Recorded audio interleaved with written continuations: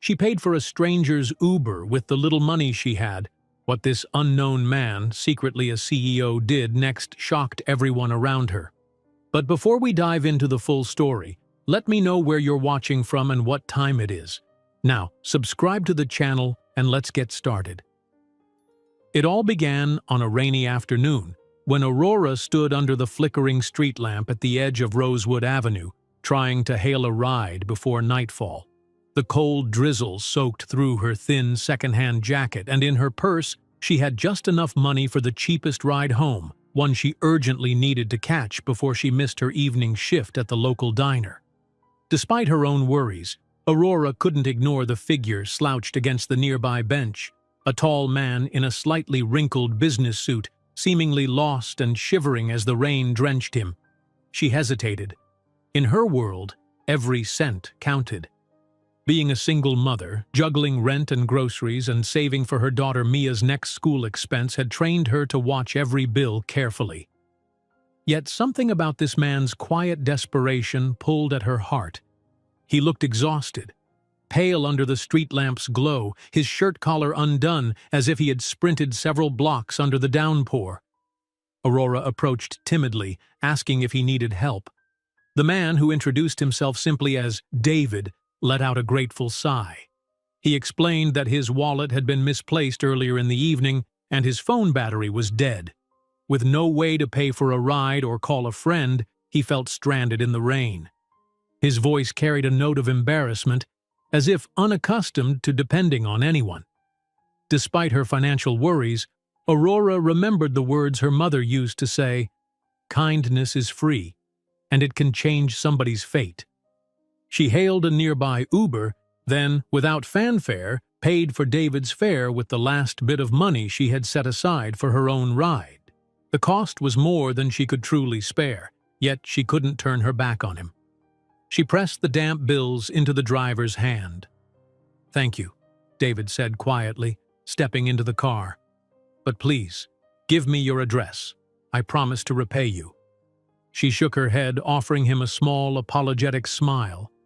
"Don't worry, just pay it forward someday if you can." In that moment, she had no idea who this stranger really was. She believed him to be another unlucky soul caught in the city's unrelenting downpour. Little did she know David was not merely a random passerby. He was, in fact, the CEO of one of the city's most influential companies. Still shaken by a personal crisis, he had dashed out of a business gala without his coat, phone charger, or wallet, needing fresh air to think.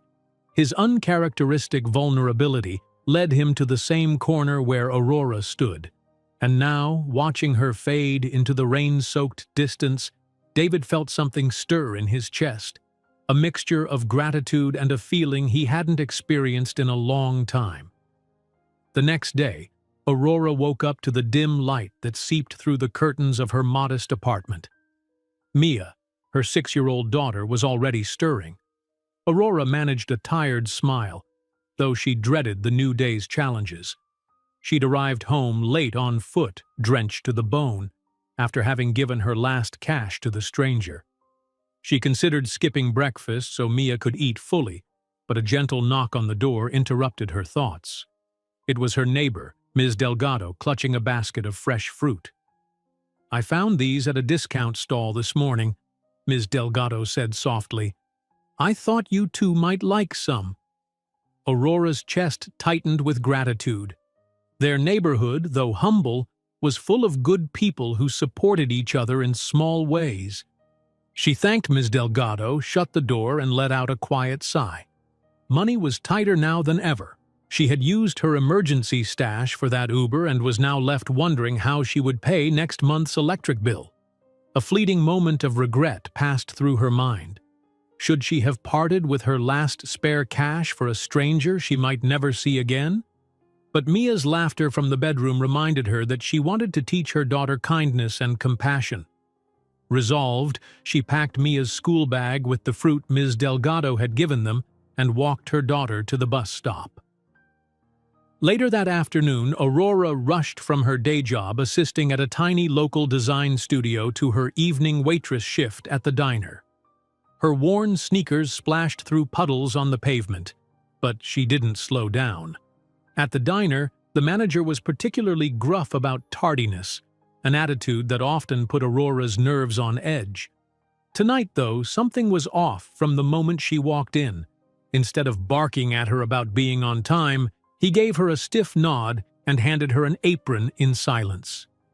Inside the diner, Aurora's friend Carla was already filling coffee cups and taking orders.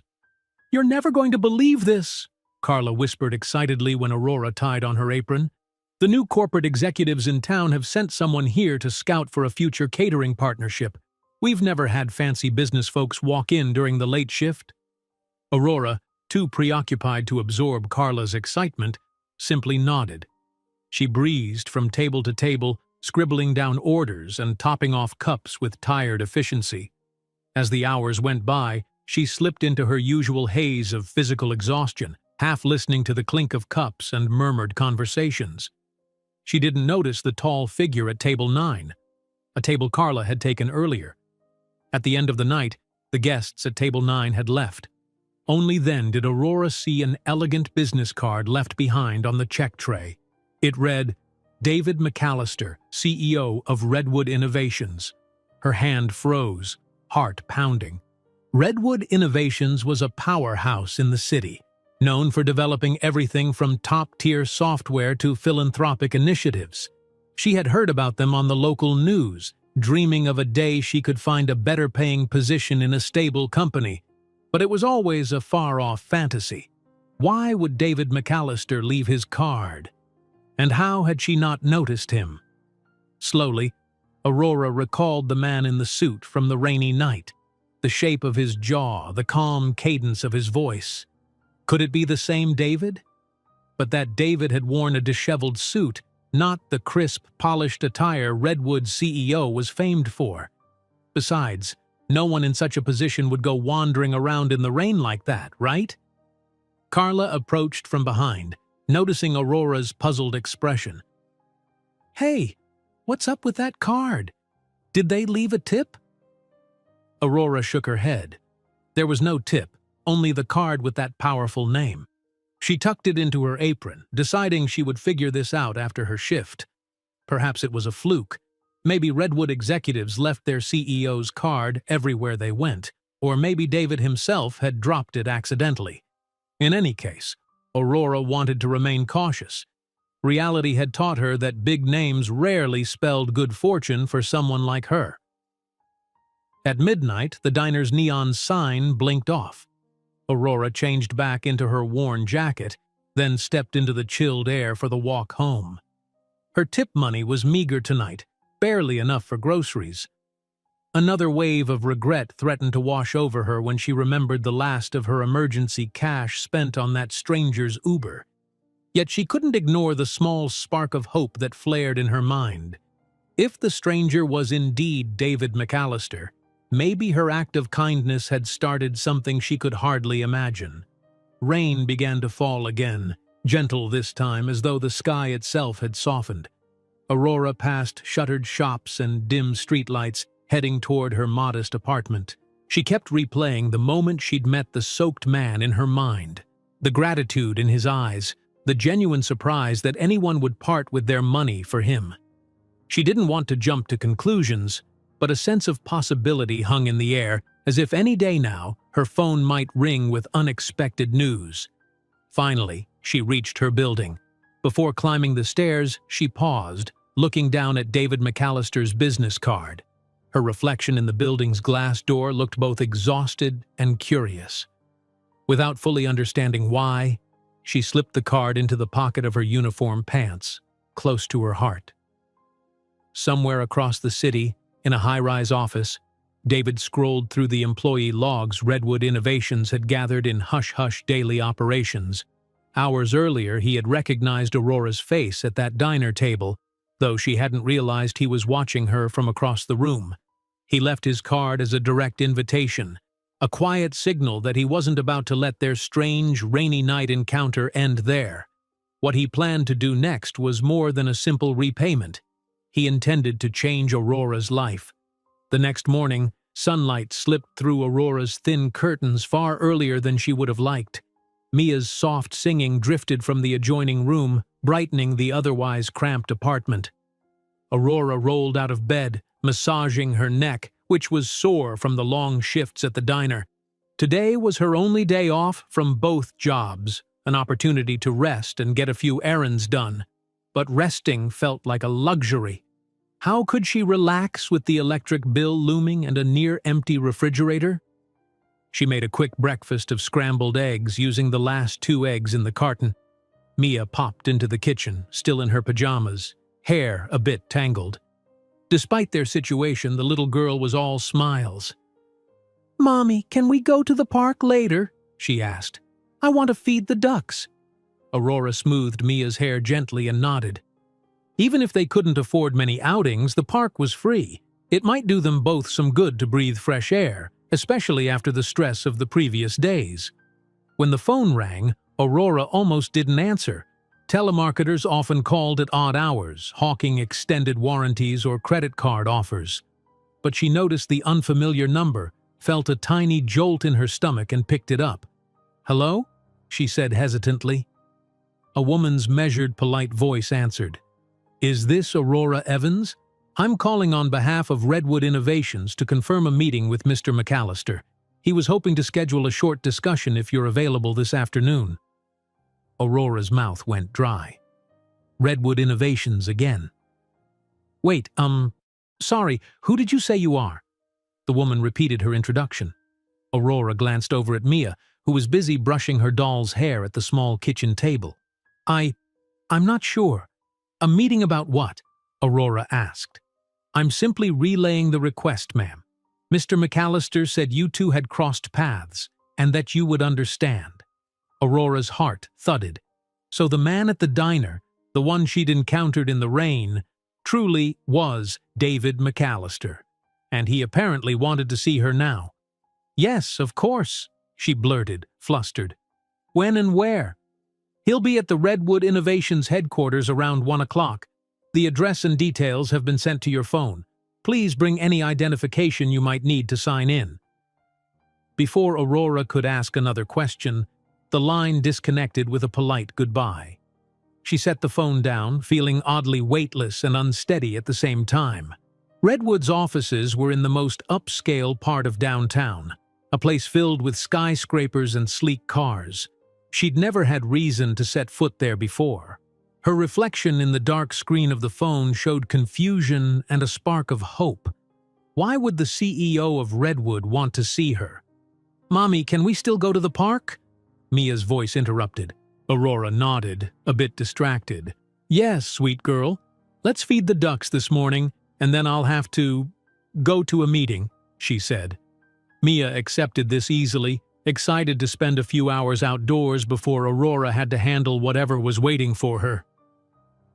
Later, the crisp morning air greeted them as they walked toward the park. Mia held a small bag of breadcrumbs for the ducks, skipping every few steps. Aurora tried to keep her nerves from showing, but the idea of visiting Redwood Innovations in just a few hours was daunting. She pushed away the swirling questions in her mind to focus on Mia. The child's giggles, the rustle of leaves, and the sight of the ducks waddling around the pond momentarily soothed Aurora's anxieties. For a half hour or so, they settled on a bench near the water. Mia tossed crumbs, squealing every time a duck waddled closer. But Aurora's thoughts eventually drifted back to Redwood. She couldn't forget how the manager at her design studio job had once spoken in hushed awe about Redwood Innovations, how it offered top salaries and how employees boasted about benefits that covered everything from family insurance to child care. She dreamed about working there, but it was the kind of place that seldom hired people from Aurora's side of town without a college degree or big connections. The memory of that rainy night flickered again.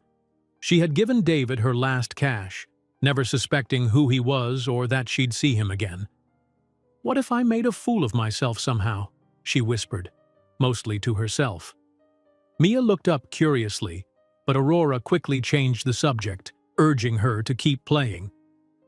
By midday, Aurora was back at the apartment, rummaging for something suitable to wear. Most of her clothes were simple outfits fit for diner shifts or casual chores, no business suits or professional attire. Eventually, she chose the neatest blouse and a pair of plain black pants, hoping the overall look was presentable. She pulled her hair into a low ponytail and dabbed on the slightest bit of makeup. Her reflection in the mirror looked anxious but determined. She arranged for Ms. Delgado to watch Mia for a few hours. "Go," Ms. Delgado insisted kindly. "I'll take her for ice cream if she behaves. You focus on whatever you have to do, dear." Aurora thanked her and, with a pang of nerves in her chest, set out for Redwood Innovations. She had to take 2 buses, weaving through midday traffic until the gleaming skyline came into view. The Redwood building itself soared above the street, glass panels reflecting the sun, a manicured courtyard at the entrance. Security guards in crisp uniforms stood by the sliding doors, greeting arrivals with polite nods. Feeling out of place, Aurora approached the reception desk in the lavish lobby. The floors were polished marble, and overhead lights cast a gentle glow that made everything look expensive. She told the receptionist she was there to see Mr. McAllister. The receptionist, polite but reserved, asked for her name, then checked a digital list, eventually handing Aurora a visitor's badge. "You'll need to head to the 22nd floor," she said, gesturing toward a set of elevators. "Mr. McAllister's assistant will meet you by the elevator bank." Aurora nodded shakily, following the directions. Riding the elevator, she felt her stomach twist with each floor that lit up. 22nd. She forced herself to breathe slowly. After all, she wasn't sure why she was even here. Maybe he just wanted to thank her or repay the cost of the Uber. She exited on the 22nd floor, only to be greeted by a panoramic view of the city through massive windows. The atmosphere was hushed, with the occasional ring of a phone or clack of a keyboard. A woman stepped forward from behind a sleek white desk. Her voice was the same measured tone Aurora remembered from the phone call. "Ms. Evans, right this way." Aurora followed her past glass-walled conference rooms and modern art displays. It felt surreal walking among professionals in tailored suits who seemed so at ease in such grandeur. Finally, they reached a set of double doors. The assistant gave a discreet knock, then pushed one door open. Inside was a spacious corner office. Tall windows allowed the midday sun to flood the room. Light glinted off minimalist furniture and a single potted plant that sat near a small sofa. And there, behind a polished desk, stood David McAllister. Gone was the disheveled man from that rainy evening. Now he wore a crisp, tailored suit and carried the poised demeanor of someone used to commanding a room. A faint smile curved on David's lips as Aurora entered. "Thank you, Adrian," he said to his assistant. "Please close the door." The assistant nodded, leaving Aurora alone with the CEO. Her heart hammered in her chest. She shifted awkwardly, unsure of how to greet him. "Mr. McAllister," she said quietly. He walked around his desk, extending his hand. "David," he corrected gently. "We can drop the formalities. We've already met in unusual circumstances." Aurora managed a tentative smile, shaking his hand. "Yes, in the rain," she replied. I'm glad you're all right, but I'm not quite sure why I'm here." He gestured toward the small sofa. "Please have a seat," he said. Aurora settled on the edge, her posture stiff as he joined her.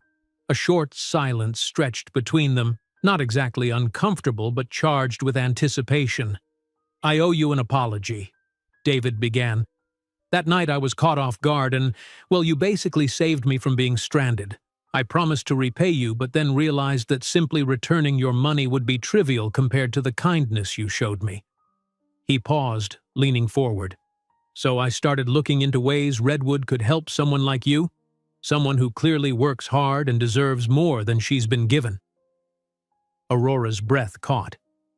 The sincerity in David's eyes clashed with the initial intimidation she'd felt. She swallowed, wondering if she should speak. Instead, David continued, voice low, yet warm. "I looked into your background, only the basics," he added quickly, sensing her alarm. Just enough to know you juggle multiple jobs, that you have a young daughter. And it struck me. Redwood has programs for single parents, educational grants, job training, but we rarely see applicants from your neighborhood. I want to change that. I want to give you an opportunity." "An opportunity?" Aurora echoed softly. Could this really be happening? He reached behind him, picking up a slim folder from the coffee table. "It's all in here. Redwood's apprenticeship program, the flexible schedule, the compensation. It's a path to eventually joining our design or administrative teams if you'd like. It's not charity, Aurora. It's a real position. You'd train, develop new skills, and get paid better than what you earn at your current jobs." Her mind whirled. An offer from Redwood? From the CEO himself? It felt as though her life had just pivoted onto a completely different course, one she'd never dared imagine. Struggling to keep her composure, she stared down at her hands. Could it be so simple? Accepting a job from a man she hardly knew, yet who had the power to change everything? She thought of Mia's face, her endless optimism. She remembered those nights balancing her checkbook with tears in her eyes, praying for a miracle. And now, in this polished office, with the city skyline gleaming behind him, David McAllister was offering her that miracle.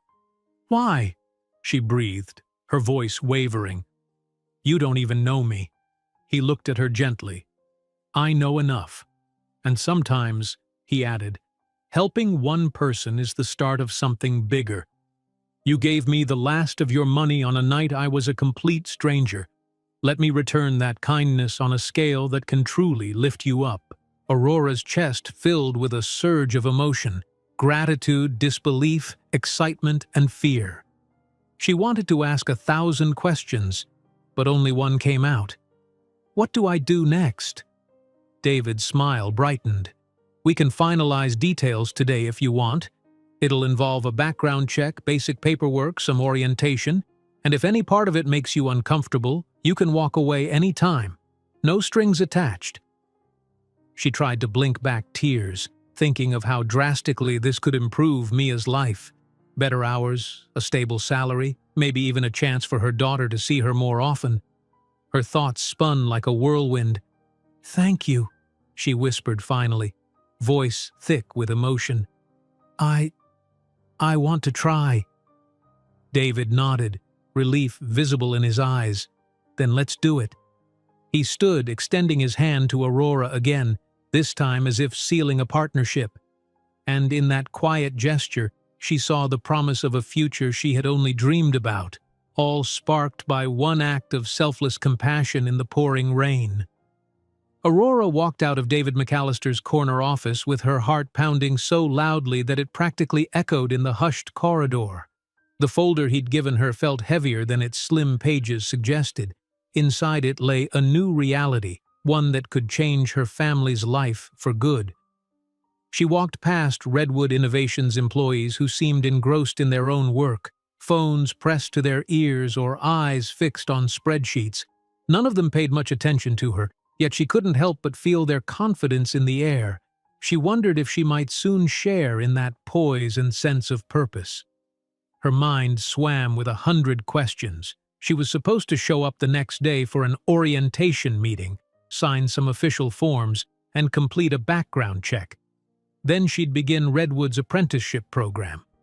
Although David had been clear that this was a legitimate opportunity, a real job, not a charitable handout, Aurora still grappled with a sense of disbelief. What had she done to deserve this stroke of fortune? David's assistant, Adrian, was waiting near the elevator with a courteous smile. "All set?" she asked, her polished manner far friendlier than Aurora had first assumed. She handed Aurora a small visitor's packet.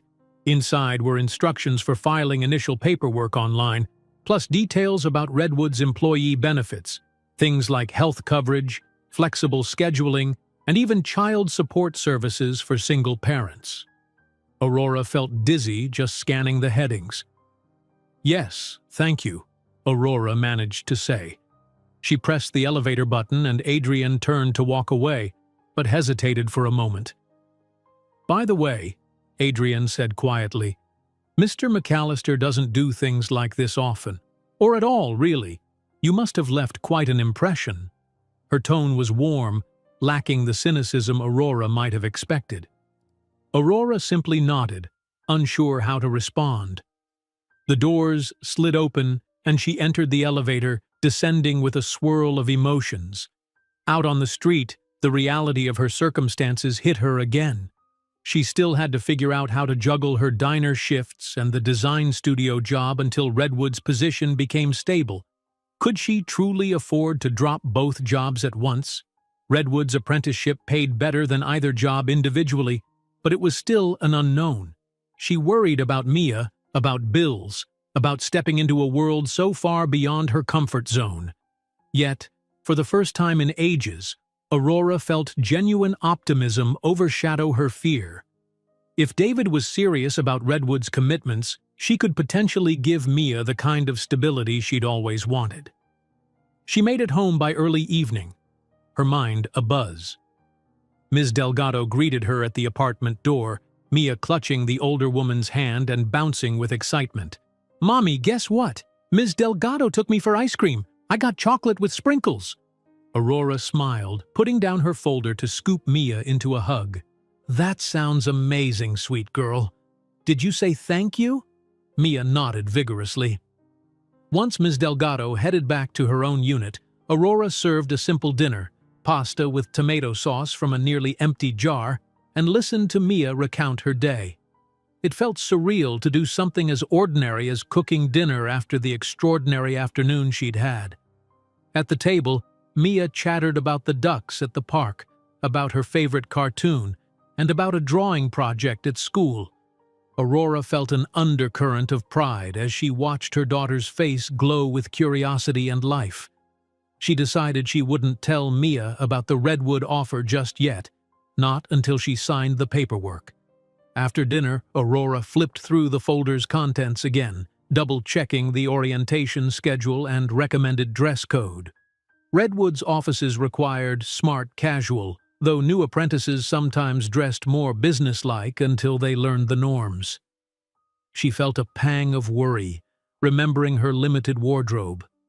After cleaning up, she sat down with her laptop, an older model that often froze, and tried to fill out as much of the required digital paperwork as she could. The background check form asked for addresses from the past 10 years. She grimaced. She'd moved 3 times, once after losing her old place. Then came a request for references. She wasn't quite sure who to list besides Ms. Delgado and perhaps Carla from the diner. For professional references, maybe the manager at the small design studio? But that manager tended to look down on her. Still, Aurora typed in the details, forging onward.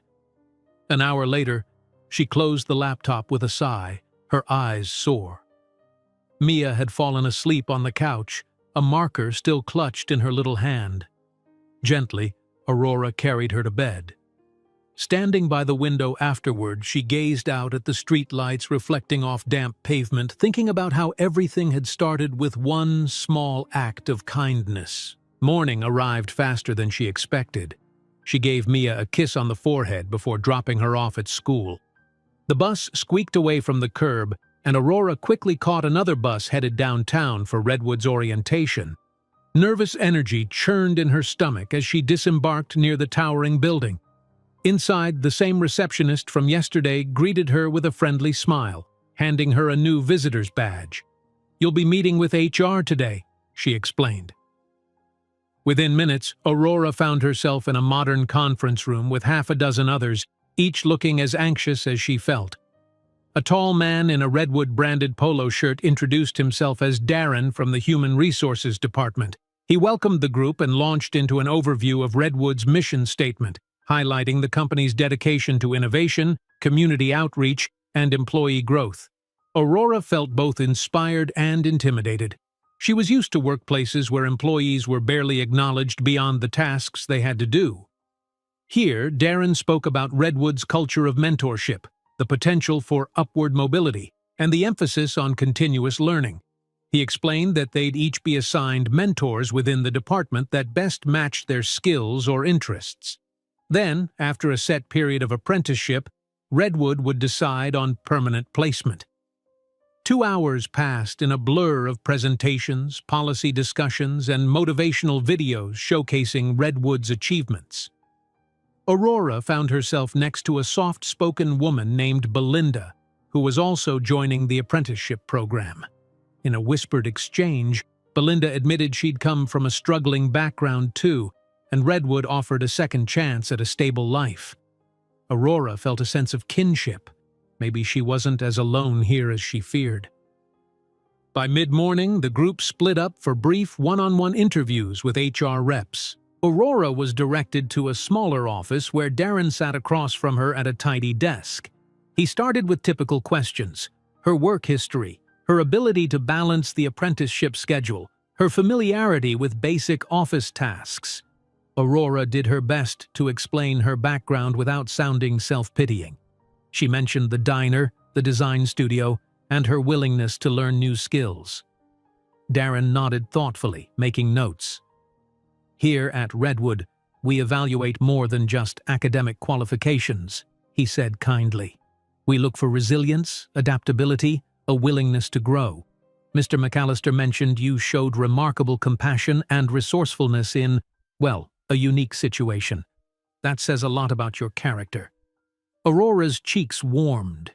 She realized David must have told Darren something about the rainy night encounter, though she couldn't guess how much detail. They moved on to discussing Redwood's schedule. Darren explained the apprenticeship would start with 3 full days a week in Redwood's training center, plus 1 day of practical shadowing in various departments. Pay would be enough to cover basic living expenses, plus some benefits. Aurora's heart soared at the mention of health coverage. She'd never had real coverage for herself or Mia. Once the interview concluded, Darren directed Aurora down the hall for a quick ID photo. She tried to smooth her hair and straighten her blouse, managing a small, nervous smile for the camera. In minutes, she had a temporary employee badge printed with her name. Holding it in her hands, she felt a wave of pride. This was real. Walking out of the building later, Aurora held a stack of documents, plus a schedule indicating when her apprenticeship officially began. She blinked in the sunlight, almost disoriented by the magnitude of changes unfolding so quickly. She wanted to call someone, Carla maybe. She'd definitely have to call the diner soon to give notice, or at least reduce her hours drastically. The same went for the design studio. A swirl of relief and regret mingled in her thoughts. Both jobs had been lifelines at one point, yet they barely supported her and Mia. This Redwood door opening was an exit from a cycle she never thought she'd escape. Her phone buzzed, interrupting her thoughts. It was Ms. Delgado checking in to see if Aurora could pick up Mia from school or if she needed help. Aurora glanced at the time and realized she had enough hours left in the day to take a second bus ride to the school. "Yes, Ms. Delgado," Aurora answered, still breathless with excitement. "I can handle it. Thank you so much for offering, but I want to tell Mia the news myself." Ms. Delgado agreed, voice warm and maternal as always. Aurora headed to the nearest bus stop, clutching her Redwood folder like a treasure. She stared at the newly printed ID badge, letting the reality sink in. She was on the path to working at Redwood Innovations. At Mia's school, parents waited in little clusters outside the chain-link fence. Children darted past, releasing the day's pent-up energy. Mia came bursting out of the doors, flinging her arms around Aurora. "Mommy, you came!" Aurora spun her daughter around, letting out a joyful laugh. "Yes, baby girl, I did, and I have something special to tell you." Hand in hand, they began the walk home. On the way, Aurora explained that she might have a new job, a better job, one that would let her be around more while also taking care of their needs. Mia didn't entirely grasp the seriousness, but she clapped her hands, excited by any news that made her mother smile. "I want you to draw me a picture of your dream house, Mia," Aurora said with sudden inspiration. One day maybe we can have a bigger place with your own room and a yard where you can play." The little girl's eyes went wide, mind already brimming with ideas. As they approached their apartment complex, Aurora caught sight of Ms. Delgado on her balcony. Aurora waved enthusiastically, her grin telling the older woman that the day had gone better than she could have hoped. Ms. Delgado returned the wave, a knowing smile tugging at her lips. Aurora had a lot to figure out: finances, childcare arrangements, letting go of her old jobs gracefully. But in her heart, she felt a steadfast optimism. After so many years of scraping by and ignoring her own hopes, it felt like the future had cracked open, unveiling possibilities she never dared to envision. She remembered David's face as he handed her that folder, his quiet determination to help. A warm gratitude spread through her. It was more than an employment offer. It was a renewed sense that life could change with a single benevolent gesture, like that night in the rain when she had risked her last few dollars to help a stranger who turned out to be exactly the miracle she needed. The first thing Aurora did the next morning was head to the tiny design studio where she'd been helping out part-time. She wanted to give her notice in person. It was a cramped space above a dry cleaning shop with a single flickering fluorescent bulb in the hallway. As she climbed the stairs, her heart pounded. Not from fear this time, but from the rush of moving forward. Inside, the studio owner, Simone, was hunched over a drafting table, poring over blueprints for a local restaurant's new signage. Simone was known for her sharp tongue and even sharper eye for detail, traits that sometimes made Aurora's job nerve-wracking. Aurora had always been grateful that Simone gave her a shot as an assistant, but the pay was paltry and the hours unpredictable. Aurora cleared her throat softly. "Morning, Simone," she said, gently tapping the doorframe. Simone looked up from her drawings. "Aurora, we're behind on the Henderson mock-ups," she said, wasting no time. "I need you to prep the stencils and recheck color palettes." Aurora forced a careful smile, stepping fully into the room. "Actually, I need to talk to you about something." Simone's pencil stilled. She let out a faint sigh as though anticipating trouble. "Yes?" Aurora explained as succinctly as she could. She had been offered a new opportunity, an apprenticeship at Redwood Innovations. She tried to keep her tone professional, expressing gratitude for the experience she'd gained at the studio. She offered to stay on for a brief period if Simone needed the help. Simone's expression shifted from surprise to a kind of tight-lipped resignation. "Redwood? That's quite the leap," she said at last, setting her pencil aside. "Good for you." Aurora detected no malice in her voice, only a distant sense of disbelief. "I appreciate everything," Aurora continued, feeling a pang of guilt. "I learned so much here, and I—" Simone waved a hand, dismissing any further explanations. "I understand. Everyone's got to move on eventually. I can't blame you. Redwood, that's a real career path. More than what I can offer you."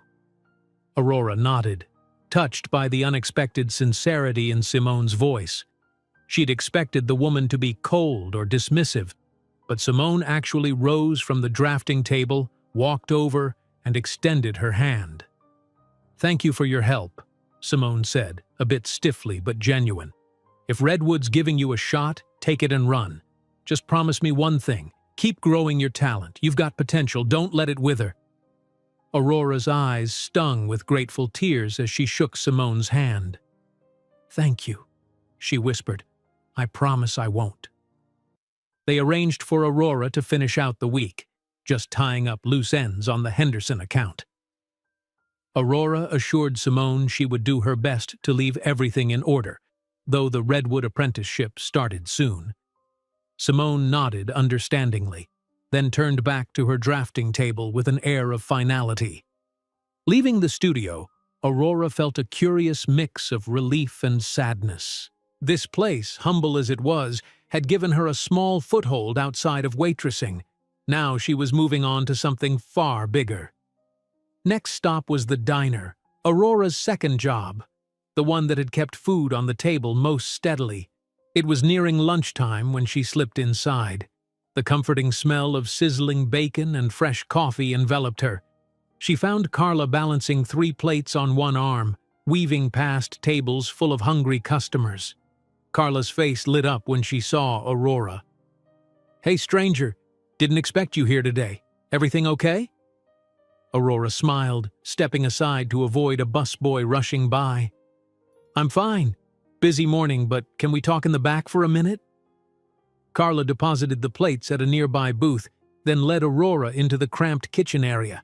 Pots clanged on the stoves, and a dishwasher whooshed in the background. The moment they had a sliver of privacy near the storage shelves, Aurora pulled Carla aside. "I got an apprenticeship at Redwood Innovations," she said, voice trembling with excitement. "I'll be starting soon. I have to leave the diner." Carla's mouth fell open, her eyes shining. "Redwood? As in that huge company downtown?" Aurora nodded, unable to keep the grin off her face. "They're paying me for training, giving me a better schedule, benefits for Mia. I still can't believe it." Carla flung her arms around Aurora in a tight hug, nearly knocking over a stack of paper cups. "That's amazing!" She pulled back, tears visible in her eyes. "You deserve this, girl. You've been working yourself to the bone. Redwood's no joke." Aurora's heart warmed at Carla's genuine support. "I know, it still feels unreal, but I'll have to give notice, immediately. Is the manager around?" Carla jerked her head toward the front. "He's at the counter, barking about the lunch rush. Let's go." They navigated back to the main dining area, which was filled with clattering silverware and lively chatter. The manager, a stocky man named Ron, stood behind the register, counting receipts with a perpetually furrowed brow. Aurora approached him carefully.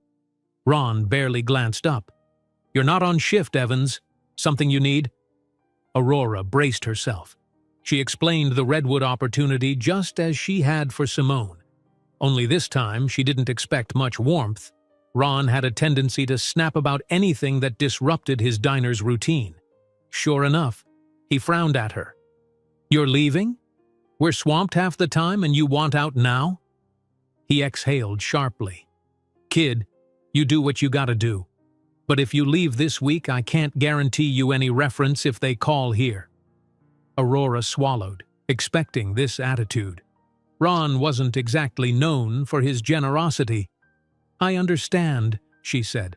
"I'll work my remaining scheduled shifts, but I have to start the apprenticeship soon. I can't pass it up." Ron rolled his eyes, then turned away to answer a call in the office. The dismissal was clear, but Carla gave Aurora another hug, promising to keep in touch. "Don't let him get to you," she whispered. "You have bigger, better things ahead."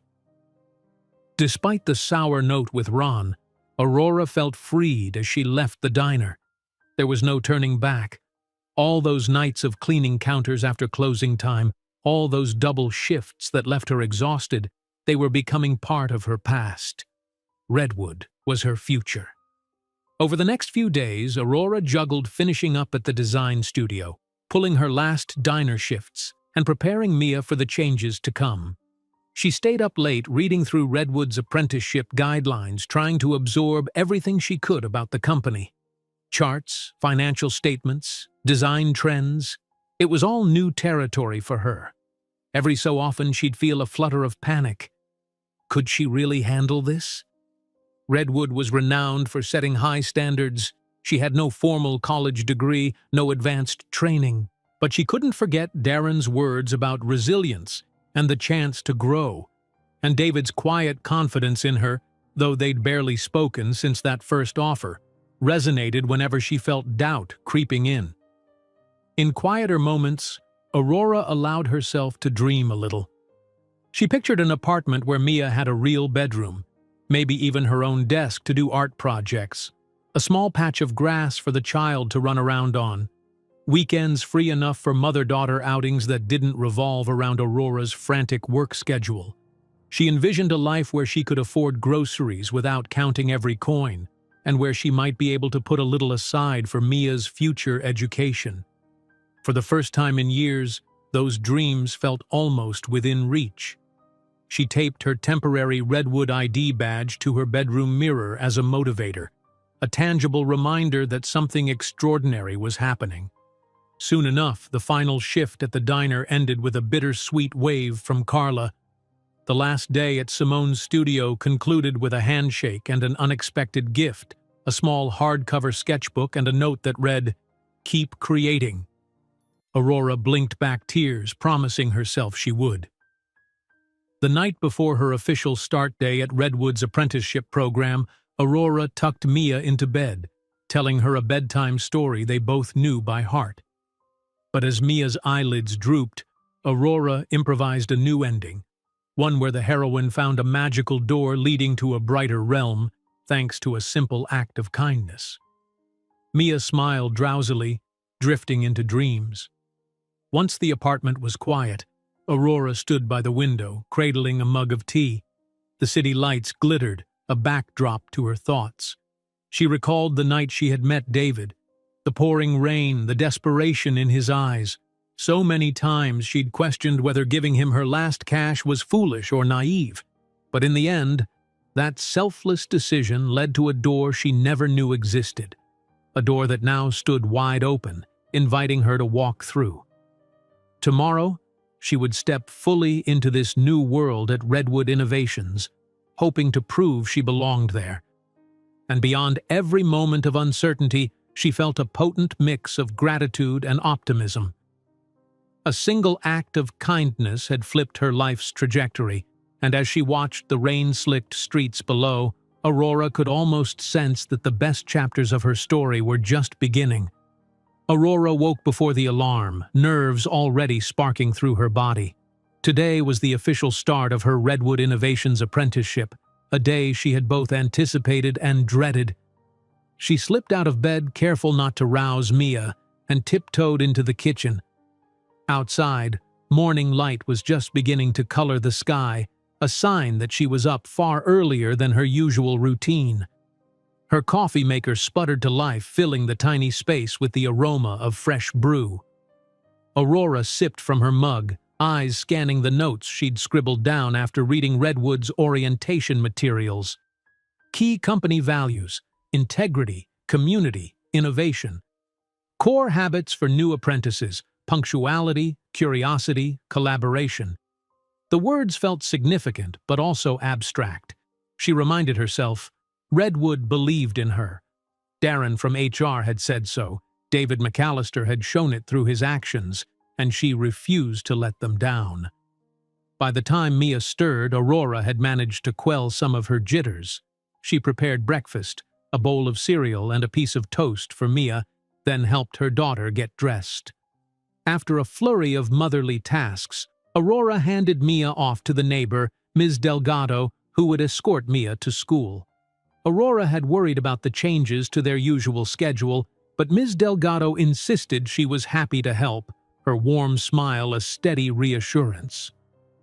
"You're doing the right thing, dear," Ms. Delgado said, patting Aurora's arm. "Keep at it and remember, you're not alone." Aurora felt a surge of gratitude. After a quick hug with Mia, she hurried out to catch the bus, Redwood folder tucked under her arm. The bus ride felt surreal. Instead of wearing her diner uniform or toting design studio samples, she was dressed in her best pair of slacks, a simple blouse, and a blazer she'd found at a thrift shop. She checked her reflection in the window, trying to convince herself she looked professional enough. At Redwood's lobby, the usual bustle of employees hurried past. Aurora flashed her new ID badge, and the security guard waved her through with a friendly nod. She recalled that on orientation day, a small group of apprentices had been introduced to Redwood's campus-style offices, the training areas, and the lounge spaces. But today felt different. Today she wasn't just touring. She was stepping into her new role, ready to learn and to prove herself. She followed signage toward the training center located on the 10th floor. The elevator doors opened onto a brightly lit space, walls lined with motivational graphics and Redwood's guiding principles. At a large reception desk, a cheerful woman in Redwood attire greeted Aurora by name. "Welcome back. You'll be in classroom 2 for your initial workshop. Let me show you." Moments later, Aurora found herself in a sleek training room furnished with modern chairs and large interactive screens on the walls. The floor-to-ceiling windows offered a panoramic view of the city. About a dozen other apprentices were already there, some chatting, others quietly checking phones or flipping through reference materials. Aurora recognized a few from the previous orientation day, including Belinda, who waved her over. "Glad to see you," Belinda said, sliding a spare chair closer so Aurora could sit. "I was worried I'd be the only nervous wreck in the room, but it looks like we're all in the same boat." Aurora exhaled a laugh. Yes, definitely not alone. They commiserated about leaving their old jobs, about the intimidating prestige of Redwood, and about how extraordinary it felt to be given such an opportunity. Soon, a pair of Redwood trainers arrived, a man named Leo and a woman named Grace, both exuding an approachable yet confident energy. Leo explained that during this first phase of apprenticeship, they would split the group into smaller teams to learn the basics of Redwood's workflow: project management software, internal communication tools, brand guidelines, and more. Grace passed out digital tablets, each labeled with a name tag. Aurora clutched hers, heart hammering.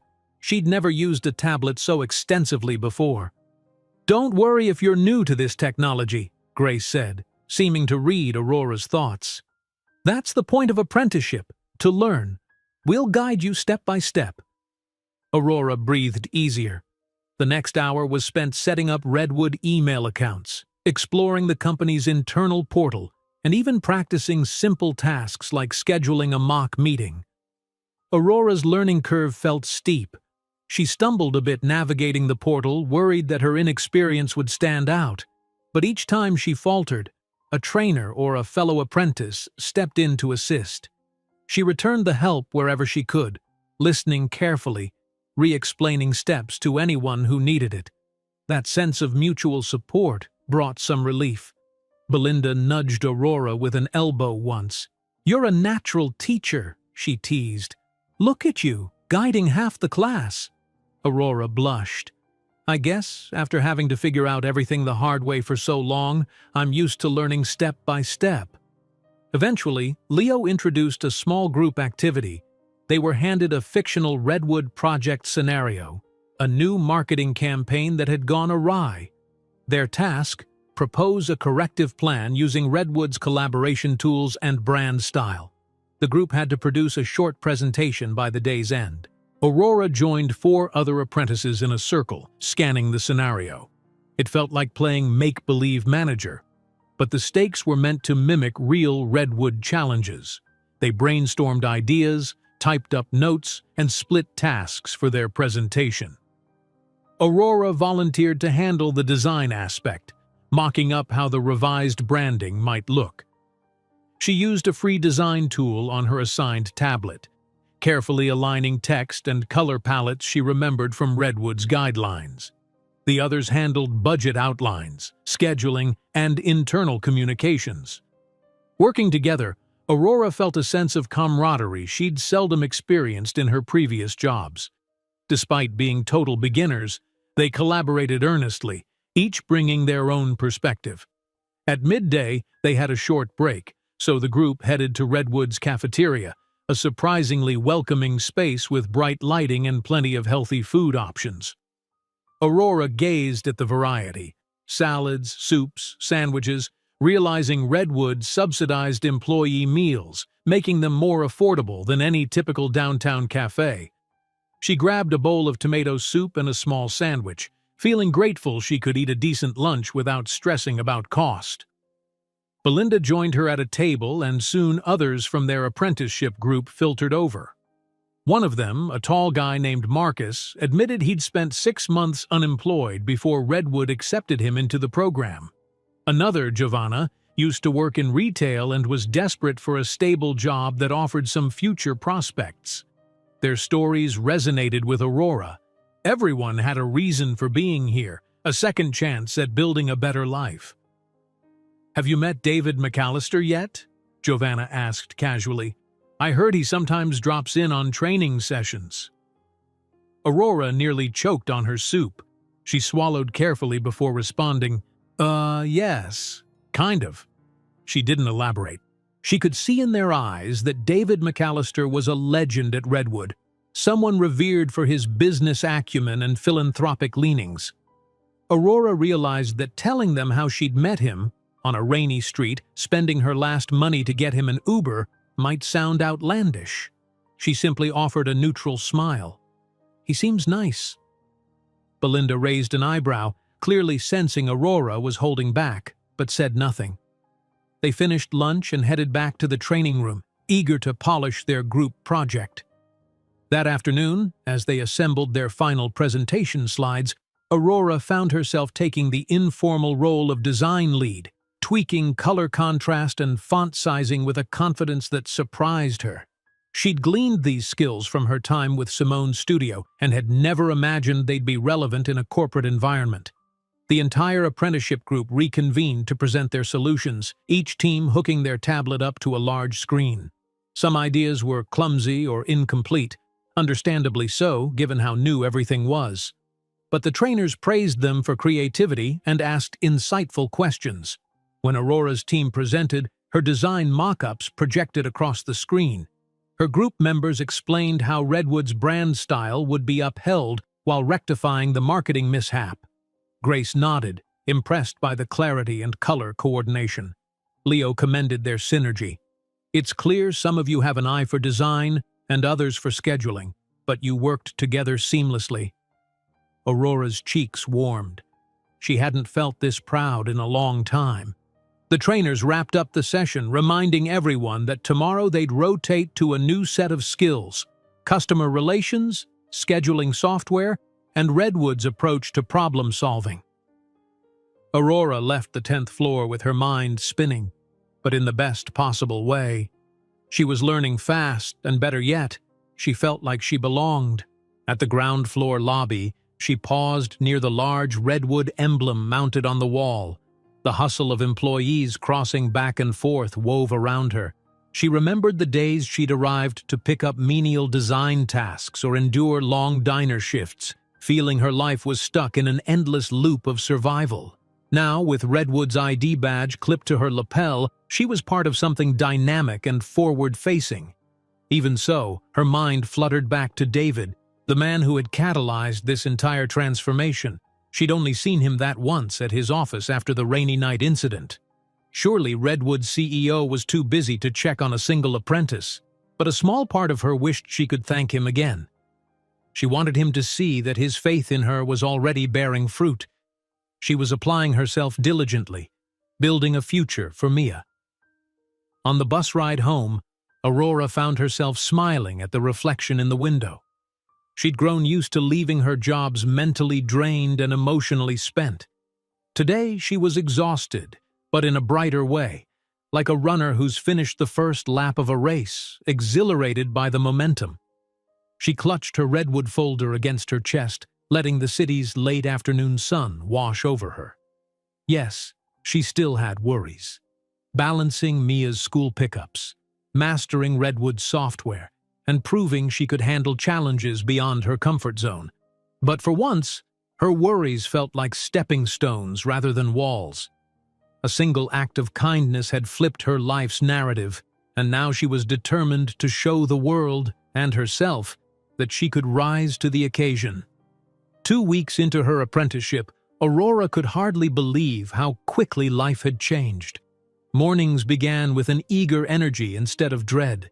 Each day at Redwood was packed with training sessions, practical exercises, and short stints shadowing established employees. Though her body was tired from the learning curve, she felt invigorated. This was the kind of exhaustion that made her proud rather than weighed down. She settled into a daily rhythm. Ms. Delgado would walk Mia to school, and Aurora would catch the early bus downtown. Sometimes, if she timed it right, she'd snag a seat next to Belinda, who lived in a nearby neighborhood. They'd exchange updates on their assignment progress or share tidbits about Redwood's vast internal culture, everything from hearing about David McAllister's philanthropic projects to rumors about Redwood's next big software launch. They bonded over the newness of it all. Belinda was also a single mother, juggling 2 teenage boys, so she and Aurora often swapped parenting stories, grateful they weren't navigating these waters alone. On this particular morning, Aurora stepped off the bus a few blocks early, deciding to grab coffee from a small cafe near Redwood's skyscraper. The sun was just peeking over the horizon, casting a warm glow on the tall buildings. Hurrying past polished storefronts, she felt an odd sense of belonging in this part of town, something she never used to feel in the polished corporate district. The cafe bustled with early risers. Aurora ordered a small latte, carefully counting out her newly freed-up cash. She still kept a close eye on every expense. Apprenticeship pay was better, but not enormous, and she had obligations like rent, groceries, and Mia's after-school activities. Still, being able to buy a latte now and then without deep guilt felt like a tiny triumph. While she waited, she checked Redwood's internal messaging app on her phone. Her group had a chat thread to exchange notes before each day's session. Today's topic: Redwood's approach to brand partnerships. They would learn how Redwood selected charities and community projects to sponsor. Aurora tapped an excited response, saying she couldn't wait, then slipped the phone back into her purse and collected her latte. Up on Redwood's 10th floor, Aurora greeted the day's trainer, a soft-spoken man named Patrick who specialized in community engagement. He guided the apprentices into a smaller meeting room lined with motivational posters featuring Redwood's outreach projects around the city. One poster showed children reading in a newly renovated library, courtesy of Redwood's donations. Another highlighted a job fair Redwood hosted in a disadvantaged neighborhood. Aurora studied them, feeling her heart stir. She could have been one of those attendees once upon a time. Patrick explained that Redwood believed in a sustainable philanthropy model, focusing on long-term community impact rather than one-off donations. He asked each apprentice to think of a local cause they personally cared about, then craft a mock proposal for Redwood to consider supporting that cause. Aurora's hand shot up. "Does Redwood ever offer mentorship for younger students?" she asked, recalling Mia and the kids in her neighborhood who lacked after-school resources, like visits from employees to elementary schools or workshops for kids. Patrick smiled. "We do. The Redwood Mentorship Initiative is something we've expanded over the past year. Let's talk about that idea. Maybe your proposal can center on a new program for local schools." Aurora's heart fluttered at the possibility. The memory of her own youth, where resources seemed scarce, made her believe wholeheartedly in the importance of giving children early exposure to creative and tech-friendly experiences. Patrick encouraged Aurora to put her thoughts on paper. By lunchtime, she had typed out a first draft on her tablet, proposing a monthly Redwood Career Day at a few elementary schools. Her writing was a bit rough, but the passion behind it shone. After lunch, the apprentices reconvened to present their proposals. Belinda championed an initiative to provide old Redwood laptops to underfunded schools, while Marcus suggested a program that paired Redwood employees with ex-military folks seeking to transition into tech roles. Giovanna pitched a Green Redwood campaign for community gardens. One by one, they stood at the front of the room, referencing slides or notes. When Aurora's turn came, she felt a quiver of nerves. Public speaking wasn't something she'd often done outside of casual interactions. But she took a breath and clicked to her first slide. The Redwood School Mentorship Program. She explained the importance of guiding kids early, how local volunteers from Redwood could visit, offer simple coding lessons, or show kids how design works in real life. She admitted she didn't know all the logistics, but she believed Redwood's resources could make a huge difference. Patrick beamed. "That's a wonderful concept, Aurora. Exactly the kind of local engagement Redwood strives for. Good job." Her classmates applauded politely, and Aurora's cheeks warmed with pride. Before Redwood, she never would have pictured herself confidently pitching ideas in a corporate setting. She glanced around at the bright, supportive faces. Something in her realized this was only the beginning. By mid-afternoon, they wrapped up, and Patrick dismissed them early, saying, "Take the rest of the day to explore Redwood's resources. Research how these proposals could be fleshed out. Tomorrow, we'll refine them." Excited chatter filled the hallway as the apprentices spilled out. Many planned to grab coffee or gather in Redwood's lounge for brainstorming. Aurora, though, remembered she needed to return her finished slides to the training center's main server, a small detail, but important. She waved to Belinda and headed back into the classroom to finalize her files. As she worked, the room fell quiet, empty except for the hum of air conditioning. She inserted her flash drive, transferring her files. A momentary glitch in the network made her wait, so she paced near the window, glancing out at the city below. The buildings shone under the sun. Cars moved like tiny toys on the streets far beneath her.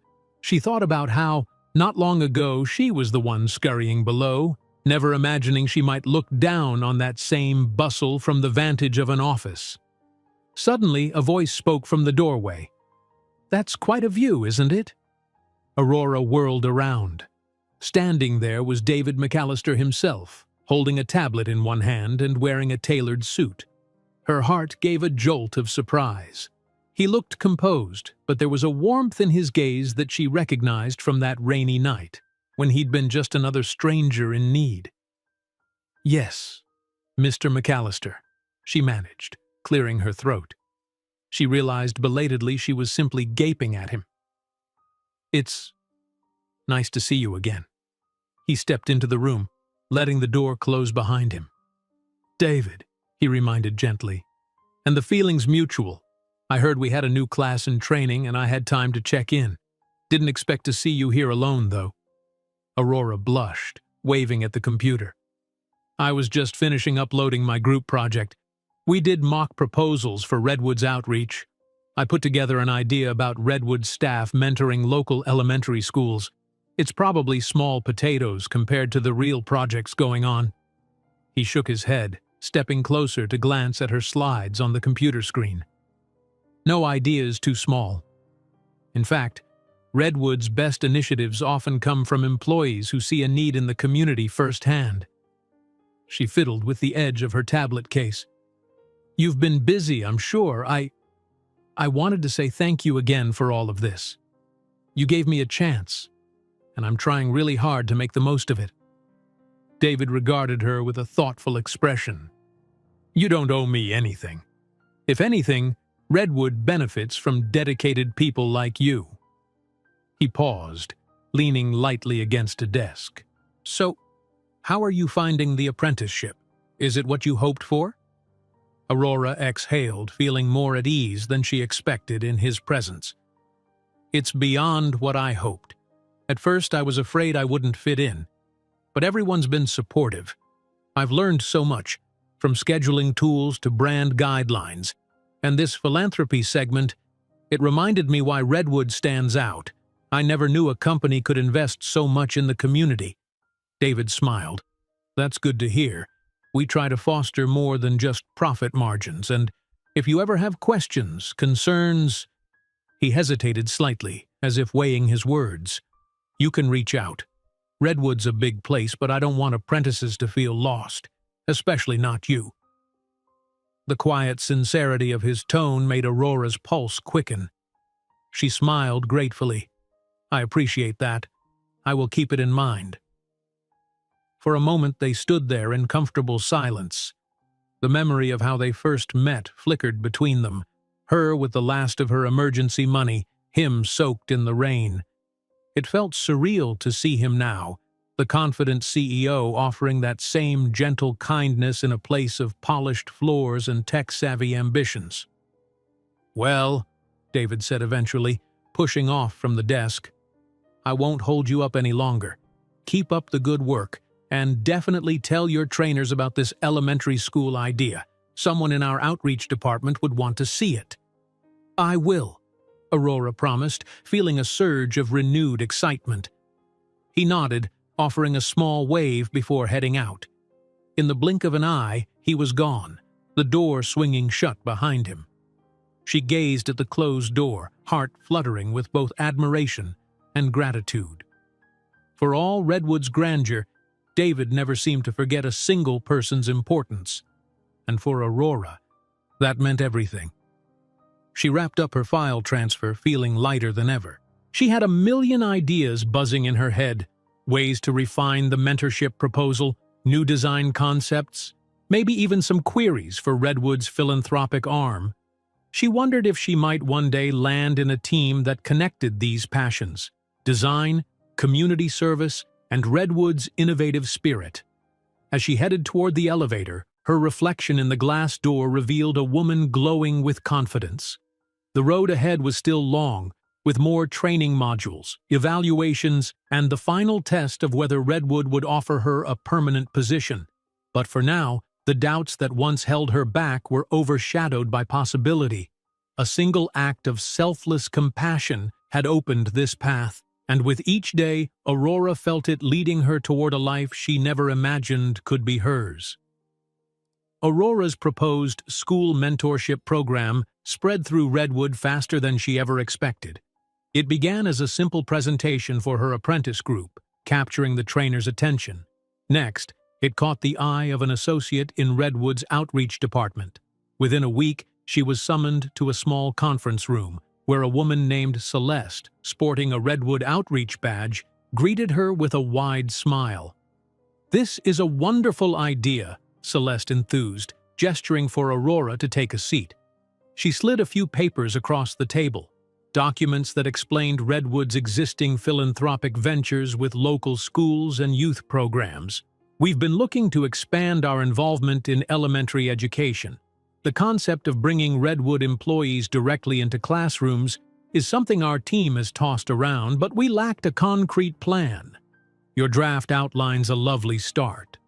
Aurora blushed, overwhelmed that her simple draft was being treated so seriously. "Thank you," she said softly, glancing at her hands. "I didn't expect anyone to notice it so soon." Celeste laughed. "Are you kidding? Between your trainers raving about your enthusiasm and your group's feedback, it was bound to get to us. We'd like your help refining the proposal. The final plan might even be presented to senior leadership for approval, and if it gets the green light, we'll pilot it in a few local schools." Senior leadership? Aurora's heart gave a nervous flutter. That could include David McAllister himself. She swallowed, trying to hide her jitters. "Of course," she said. "I'd love to help in any way I can." Celeste slid a thick binder across the table. "These are some of our standard procedures and forms for new initiatives. You'll need to adapt them. Don't stress about the legal language. We have a legal team to finalize contracts with the schools. We just want your input, especially regarding how Redwood volunteers would interact with children. You know, day-to-day logistics." Aurora nodded, skimming the binder's table of contents. Everything from background checks for volunteers to guidelines on working with minors. It looked daunting, but also thrilling. She envisioned Redwood employees showing kids the wonders of basic coding or simple design concepts. Thinking of Mia and children who rarely got that kind of exposure fueled her excitement. "Any questions?" Celeste asked, leaning forward. Aurora exhaled. "Just, how do I juggle this with my usual apprentice tasks?" Celeste tapped a pen on the table. "We can coordinate with your manager. You'll probably split time between your normal modules and this project. Since it's a Redwood outreach program, it all ties back into your apprenticeship anyway." Her eyes danced with encouragement. "You're a natural fit for this, Aurora. Trust me." "Okay," Aurora said, trying to keep the tremor of excitement from her voice. "I'm ready." Her days became a whirlwind. In the mornings, Aurora still attended training sessions with the rest of the apprentices, learning Redwood's processes and systems. But a few afternoons each week, she'd slip away to work with Celeste on refining the school mentorship program. They brainstormed how Redwood staff could lead short activities, like building small model towers to teach basic engineering principles or letting kids experiment with art software. They also considered how to match volunteers' skills to the right age groups. Aurora found herself immersed in policy documents, references to child protection guidelines, and tips on effective presentations for young audiences. She was no expert in any of this, yet she pored over every detail, determined to make the program practical. Sometimes the legalese spun her head, but Celeste would calm her, promising the lawyers handled the nitty-gritty. They just needed Aurora's sincere ideas. Even in the thick of it, Aurora never forgot her original motivation: Mia and the children who lacked enriching opportunities. That thought kept her inspired, even on days when the workload felt overwhelming. When she occasionally second-guessed herself, "Why am I, an apprentice spearheading something this big?" she recalled Celeste's words, "You're a natural fit," and David's quiet trust. It propelled her forward. One afternoon, Belinda found Aurora hunched over her tablet in the apprentice lounge, scribbling notes about volunteer training sessions. "You disappeared for half the day," Belinda teased, parking herself next to Aurora. "What secret redwood project have they got you on?" Aurora grinned. "It's kind of an extension of that school mentorship idea. The outreach team asked me to help flesh it out. I didn't realize it would grow into something so complex so fast." Belinda's eyes widened. "So you're basically co-developing a whole philanthropic program? Talk about moving up fast." She gave Aurora a playful nudge. "I'm happy for you. Just don't forget the rest of us when you're busy rubbing elbows with the big shots." "Oh, please," Aurora said, though she felt a warmth in her chest. "This is still an unpaid idea, basically, and it's not set in stone. There's no guarantee it'll get final approval." Belinda waved away the modesty. "You're one of us, Aurora, and we're rooting for you. You're making a difference." The words made Aurora smile, though a small part of her still braced for potential disappointment. Redwood was famously competitive and thorough. Any initiative that reached the top had to pass scrutiny from multiple committees. She would need more than passion to see this idea through. Weeks rolled by, her apprenticeship nearing its midpoint.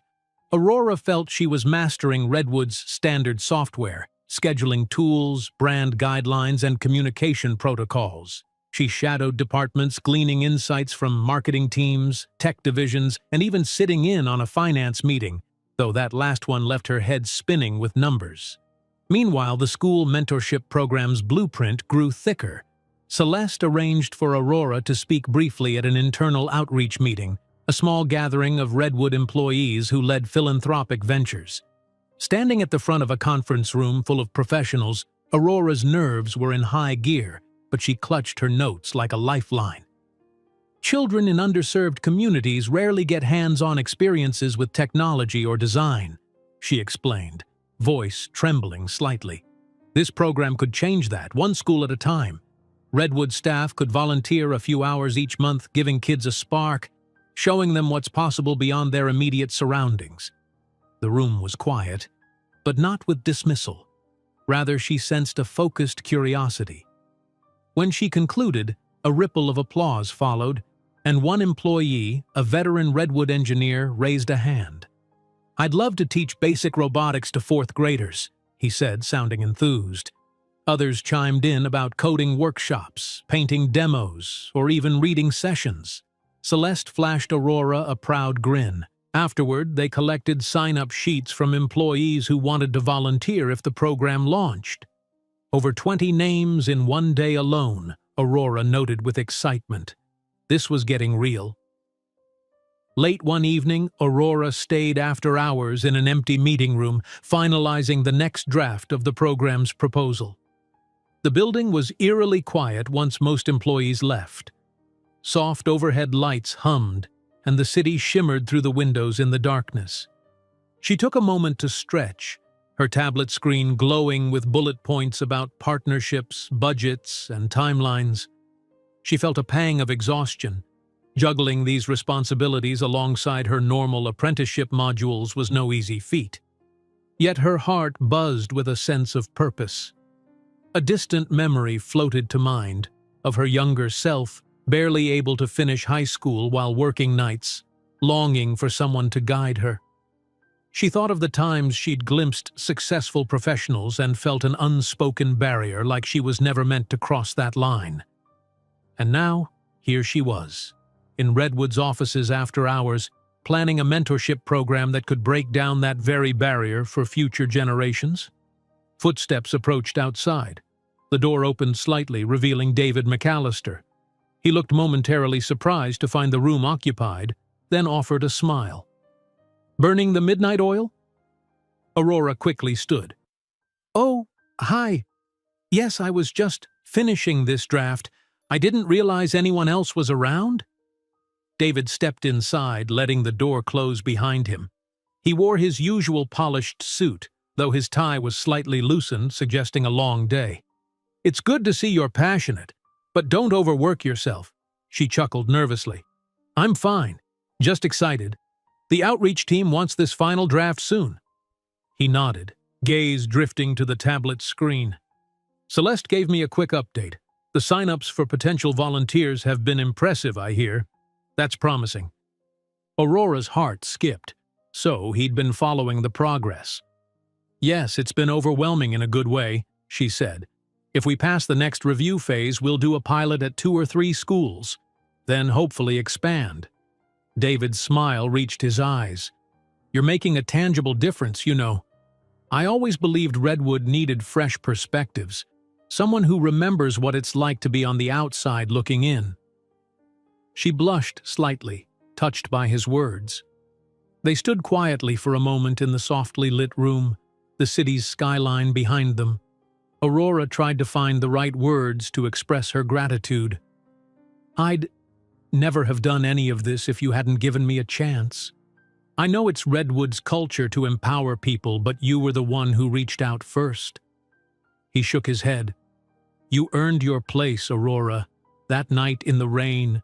He paused, choosing his words. "You showed me something rare, true empathy with zero expectation of return. That's what I want Redwood to stand for too. Compassion, innovation, and opportunity for those who might not otherwise get it." Aurora swallowed, recalling how that single moment on the sidewalk had set off a chain reaction for both of them. She felt a rush of emotion, gratitude, pride, and something else she couldn't quite name. "Thank you," she murmured softly. David nodded, and a gentle silence settled. Beyond the glass walls, only the faint hum of the ventilation system and distant city traffic could be heard. Aurora realized how late it was. She saved her documents and gathered her things. "I should let you go," David said, stepping aside so she could pass. "Make sure you get home safe." "I will," she promised. "Good night, David." He echoed the farewell, remaining by the doorway as she headed to the elevator. When she glanced back, she saw him standing there, almost pensive. It struck her again that for all his power and status, he carried a quiet humility, one that resonated with her own values. Stepping into the elevator, Aurora felt the day's exhaustion melt into a warm glow. This wasn't just a job or a stroke of luck anymore. She was building a legacy, something that might survive long after her apprenticeship. And David, the stranger she once helped without knowing his name, was guiding Redwood to do the same on a grand scale. Her reflection in the elevator's mirrored walls caught her eye. The woman gazing back wore the slightest of smiles, a quiet confidence. She clutched her folder close. Yes, there was still much to prove, but she was certain. She had finally stepped onto a path that mattered, and she'd walk it with all the dedication she could muster. Weeks turned into a flurry of progress and planning. Aurora's normal apprenticeship responsibilities meshed with her involvement in Redwood's outreach department. Each day, she split her time between learning Redwood's internal protocols and meeting with Celeste to refine the proposed school mentorship program. She hardly noticed the long hours anymore. Despite the fatigue, each milestone energized her. Outreach staff and volunteers tested sample lesson ideas. One afternoon, Aurora visited a local elementary school to meet a teacher who might help pilot the project. The children's excitement left her beaming. Seeing their curiosity made every hour of drafting and revising worth it. She returned to Redwood's offices bright-eyed, more convinced than ever that the program could succeed. Meanwhile, her apprenticeship group neared its final training modules. The trainers announced they would soon begin official evaluations, after which Redwood would decide if each apprentice would transition into a permanent role and in which department. Nervous anticipation buzzed among her peers. "Have you thought about where you want to land?" Belinda asked Aurora one morning over coffee in Redwood's bustling cafeteria. "Some of the others are aiming for design, marketing, even project management. What about you?" Aurora took a moment to reflect. She'd started off excited by design, given her past studio experience. But now, with her heart poured into the mentorship proposal, a new path beckoned. "I love design, but I'm also drawn to Redwood's outreach department," she admitted. "Working with the community kids, bridging that gap, it's like I finally found something that lights me up." Belinda smiled knowingly. "You're a natural fit, just like everyone's been saying. Maybe Redwood will give you a spot there." Aurora hoped so. Still, a flicker of doubt crossed her mind. The outreach department didn't typically hire fresh apprentices right away. They usually picked people who had proven themselves in other areas first. But Aurora pushed aside her worries. If there was even a small chance, she'd give it her all. As part of the final evaluation process, Redwood assigned each apprentice a mentor from their chosen track.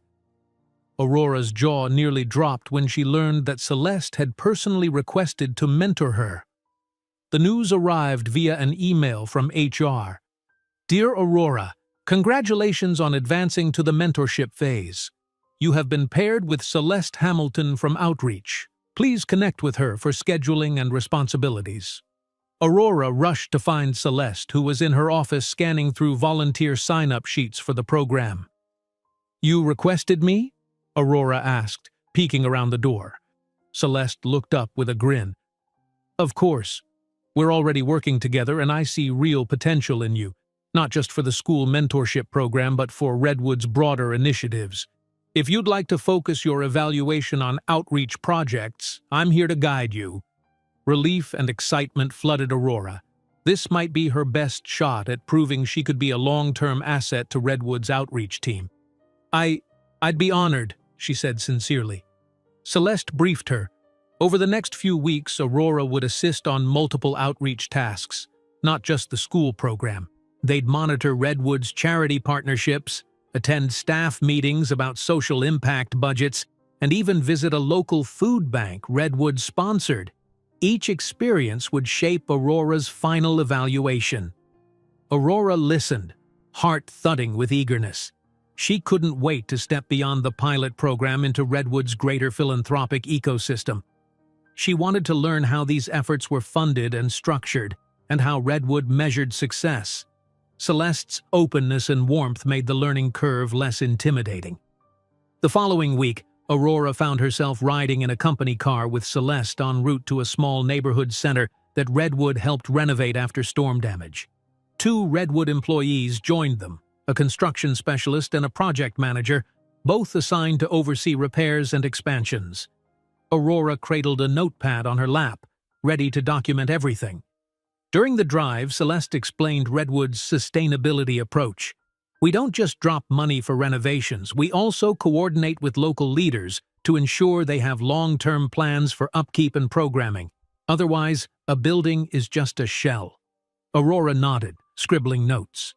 When they arrived, they met staff from the community center, who proudly showed off a refurbished library, a multi-purpose hall for youth activities, and a small tech corner Redwood had sponsored.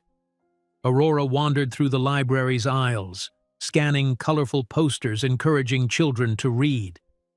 A wave of emotion hit her, memories of libraries being her refuge during childhood, back when she had no spare money for books. Now, Redwood was part of providing that same refuge for others. An older volunteer beamed at Aurora. "Your folks at Redwood are real gems. We've never had this level of sustained support. Usually donors come and go, but Redwood stays." Celeste caught Aurora's eye, smiling gently. "That's what we strive for," she said. Aurora's admiration for Redwood soared further. She wanted to be part of that bigger vision. Back at Redwood headquarters, she compiled her notes about the visit, brainstorming ways the school mentorship program could link to this community center. Maybe Redwood volunteers could host reading clubs or weekend workshops there.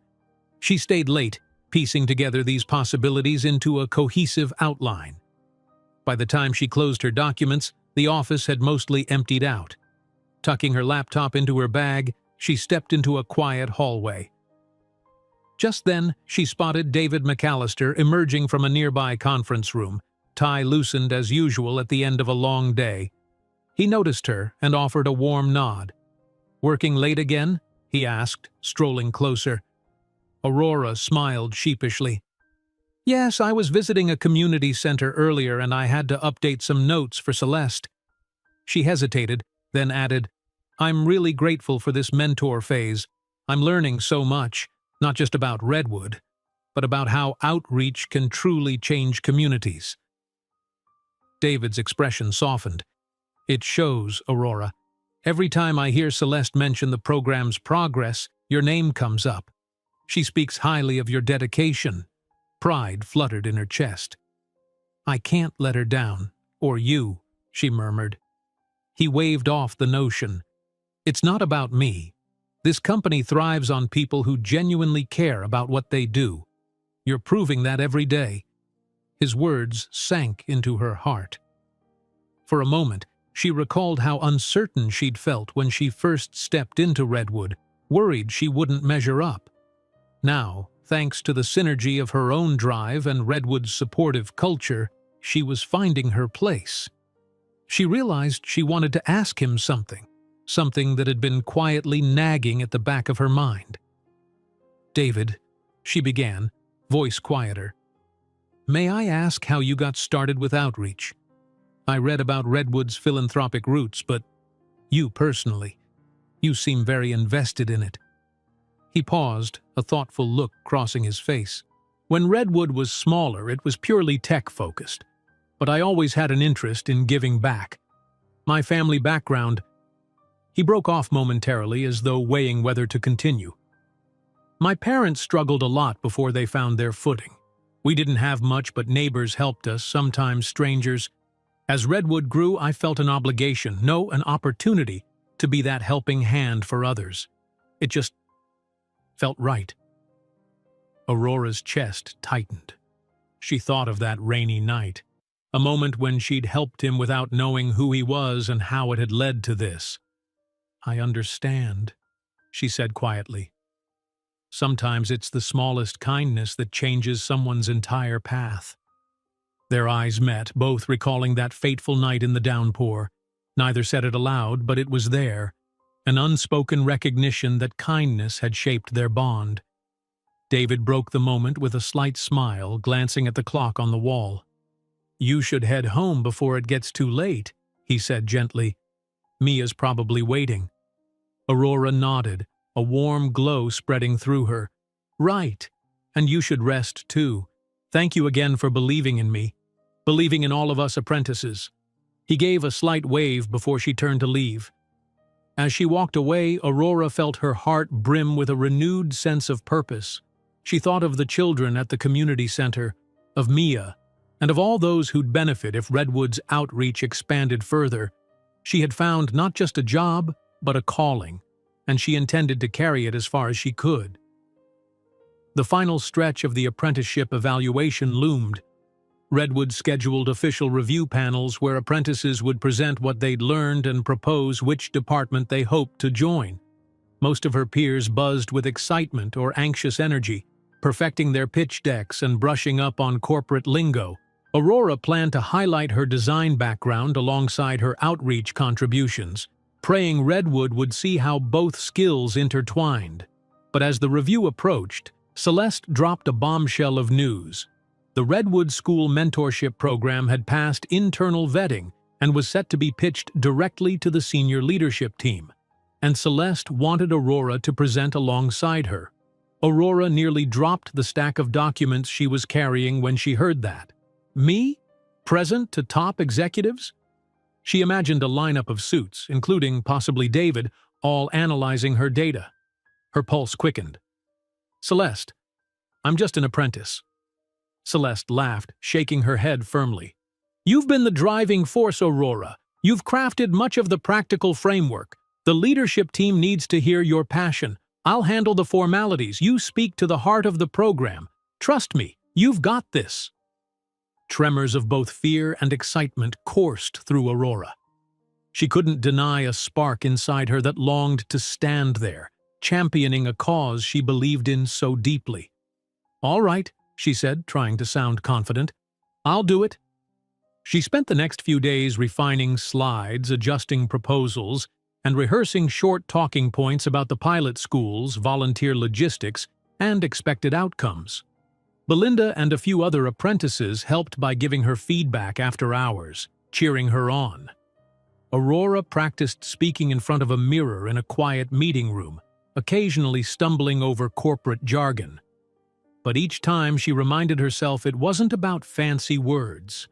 It was about real impact for real kids. On the morning of the presentation, her nerves were so intense she barely touched breakfast. She arrived early to the conference room where Celeste was already arranging documents and adjusting the projection screen. "Breathe," Celeste whispered with a smile. "I'll open with an overview, then pass it to you for the main pitch. Ready?" Aurora nodded shakily. She smoothed the front of her blazer, a thrift store find she'd tailored slightly to fit better, thanks to her old seamstress skills. As Redwood's executives began trickling in, Aurora stood near Celeste, trying not to fidget. She recognized a few from company newsletters, and her pulse spiked when David McAllister entered, greeting colleagues with polite nods. He glanced her way, lips curving into a reassuring smile. Somehow, that simple gesture steadied her pulse. Celeste kicked off the presentation, outlining Redwood's current outreach portfolio, then segued into the exciting new initiative for local schools. She introduced Aurora. The heart behind this proposal, she's been vital in developing the framework. As Aurora stepped forward, a hush fell over the room. She took a breath, recalling her practiced lines. The slides glowed on the screen behind her, showing kids from a pilot classroom experiment, Redwood volunteer signups, and timelines for rolling out the program. She spoke earnestly, less like a corporate drone, more like a passionate advocate. Words flowed from her heart. The importance of early exposure, how Redwood employees could spark kids' imaginations, and how even a few hours a month could shape a child's future. Some executives asked questions about costs, liability, measuring success. Aurora answered as best she could, leaning on the data Celeste had compiled. Others asked how Redwood would ensure volunteers stayed committed. Aurora explained the orientation process she and Celeste had drafted, trainings, checklists, backup plans if a volunteer dropped out. She tried to exude confidence, even though inside she felt like she was navigating shark-filled waters. Throughout the Q&A, David observed quietly, letting others probe details. When the flurry of inquiries died down, he finally spoke. "Thank you, Celeste, Aurora. This aligns beautifully with Redwood's core values. The only concern I'd raise is scale. Once we prove it in 2 or 3 pilot schools, do we have a roadmap to expand district-wide or even city-wide?" Aurora's heart fluttered. His question was big picture. She had an answer, though, because she dreamed about it. "Yes," she said, pulling up a final slide she'd stashed. "We have a phased growth plan here. It's ambitious, but if Redwood commits, we could reach dozens of schools in a couple of years." She gestured at the bullet points, highlighting how Redwood's internal volunteer structure could grow alongside partnerships with local education authorities. David's face lit with interest. He shared a quick exchange of glances with the other executives, many of whom nodded thoughtfully. After a brief conference among themselves, the head of Redwood's philanthropic division announced, "We're on board with launching a pilot this quarter. Let's do it." Applause rippled around the table. Celeste discreetly patted Aurora's shoulder, both of them beaming with relief. The executives moved on to next steps, chatting about budget allocations and school contract forms. Through it all, Aurora stood at the front of the room feeling a wave of triumph. She'd done it. Her idea, once scribbled on a tablet during training, was now officially recognized by Redwood's senior leadership, and David's encouraging nod felt like the final seal of approval. When the meeting concluded, executives filed out, some offering handshakes or brief congratulations. David lingered, stepping up to Aurora. "Well done," he said quietly, sincerity in his eyes. "You've done Redwood proud. More importantly, you're going to do a lot of kids proud." Her throat constricted with emotion. "Thank you," she whispered, clutching her folder. "Really, I couldn't have done this without—" He shook his head. "Your own drive brought you here. I just opened a door that you walked through." Then, with a warm smile, he added, "Never forget that." She nodded, blinking back tears. As he turned to exit, Celeste swooped in, practically bouncing on her toes. "We did it. They love it. We're greenlit to start next month." She gave Aurora a quick hug. "This is huge." Aurora managed a shaky laugh. I can't believe it," she said, leaning against the edge of the conference table. But even as disbelief buzzed through her, she felt it give way to joy. All of her past struggles, counting coins at the diner, the tension of living paycheck to paycheck, seemed distant now. She hadn't just changed her own life. She was about to impact countless children in the community. As she left the conference room, her heart soared with gratitude and an eagerness for what lay ahead. The final phase of her apprenticeship still loomed, but today felt like destiny in motion.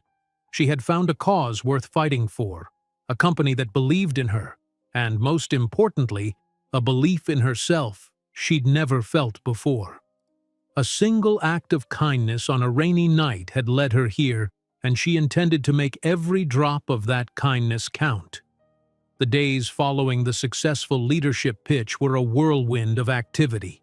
Celeste tasked Aurora with helping prepare for the school mentorship program's pilot launch, coordinating with 2 local elementary schools, finalizing volunteer training sessions, and creating a schedule for the first few visits. The pace was dizzying, and Aurora spent longer hours than ever at Redwood, but every minute felt purposeful. She also couldn't ignore the upcoming final evaluation for her apprenticeship. Redwood's guidelines stated that each apprentice would soon present their cumulative learning to a review panel. Based on that assessment and the input of their assigned mentor, they might receive a permanent job offer. For Aurora, it felt like her entire life hinged on these next few weeks. One evening, Celeste and Aurora stayed late in a small meeting room, double-checking the volunteer orientation materials for any last-minute edits. Aurora's eyes were bleary from staring at her laptop. Around them, the office had grown quiet. Most employees were already gone. Celeste stretched her arms overhead. "We're practically ready," she announced, a thread of excitement in her voice. "The first group of Redwood volunteers will visit Hillside Elementary next Monday. You and I will go welcome them and observe the classroom activities." Aurora grinned, unable to contain her glee. "It's hard to believe it's happening. I was just an apprentice with an idea, and now—" She gestured at the sign-up sheets, activity plans, and emailed confirmations from teachers. "You made it real," Celeste said gently. "Never forget that. Also," she paused, fiddling with a pen, "I want you to prepare a small talk for that day. Introduce yourself to the teachers and the volunteers. Explain the vision. It'll set the tone for the program." Aurora's heart thumped. She recalled her nerves when presenting to Redwood's leadership, but she'd managed it. "Yes, sure, I can do that." "Perfect. Now," Celeste continued, leaning back in her chair, "we should talk about your final evaluation. You've done amazing work in outreach, and I'm recommending that Redwood bring you on full-time in our department." Aurora's eyes widened. "You are? Really?" Celeste nodded with a smile. I wouldn't have asked you to stand by my side in these projects if I wasn't prepared to vouch for you. You have a genuine passion and an understanding of community needs. That's hard to teach." Aurora felt an almost dizzy relief. I'm honored," she said softly. The idea of a stable position in Redwood's outreach department had become her dream, but hearing Celeste confirm it felt surreal. Celeste stood, gathering her bag. "Go home and rest. There's still a review panel and some formalities, but I'm confident in you. Just keep doing what you're doing." In the days leading up to her final review, Aurora balanced frantic preparations for both the school pilot and her own evaluation. Late one afternoon, she and Belinda found each other in the break room, grabbing quick cups of tea. Belinda sighed dramatically. "I swear, I'm having nightmares about messing up my final presentation. My mentor keeps quizzing me on Redwood's project management tools, and I'm paranoid I'll blank out." Aurora offered a reassuring smile. "You'll do great. You're one of the most organized people I know." "I hope so." Belinda then arched an eyebrow. "I hear Celeste requested you directly for outreach. Everyone's talking about it. If Redwood doesn't hire you, it'd be a crime." Heat touched Aurora's cheeks. "It still feels like a dream. I'm waiting for the other shoe to drop." "No shoe is dropping," Belinda declared firmly. "We've all seen you thrive here. It's been amazing to watch." Aurora's chest warmed. The support from her peers felt like a balm to her anxieties. Regardless of how the final panels went, she was grateful for the bonds formed within her apprentice group. She secretly wished every one of them would find their spot at Redwood too. On the morning of her final evaluation, Aurora arrived early, dressed in her carefully tailored blazer and holding a slim portfolio of her work. She had printed samples, the school mentorship program outline, some design mock-ups from her earlier modules, and a brief summary of her involvement in Redwood's philanthropic visits. She spent a moment in a quiet hallway, inhaling deeply to calm her racing heart. The review panel took place in a glass-walled conference room. 3 people sat behind a long table: Darren from HR, a middle-aged woman from Redwood's operations team, and Celeste. Seeing Celeste there eased some of Aurora's tension. At least she had a friendly face in the mix. They invited Aurora to stand at a podium and present her journey. She began with a concise recap of her time as an apprentice, her introduction to Redwood's brand standards, her group exercises, and how her interest in community outreach grew into a full-fledged proposal. She clicked through slides showcasing the pilot program's scheduled launch. Her voice trembled only slightly. Darren asked a few questions about her technical proficiency. The operations rep inquired about her long-term goals within Redwood. Aurora replied honestly that she hoped to continue bridging design and community engagement, ensuring Redwood's philanthropic initiatives stayed fresh and connected to real needs. Finally, Celeste smiled at Aurora, voice warm. "In my personal assessment, Aurora has exceeded our expectations. She's driven, collaborative, and already has proven leadership skills in launching the school mentorship program.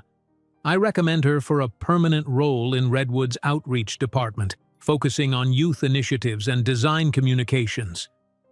Aurora's heart soared. Celeste's endorsement felt like a golden key. She held her breath, hoping the other 2 panelists would agree. They consulted quietly, scribbling on forms. After a tense moment of silence, Darren looked up, smiling.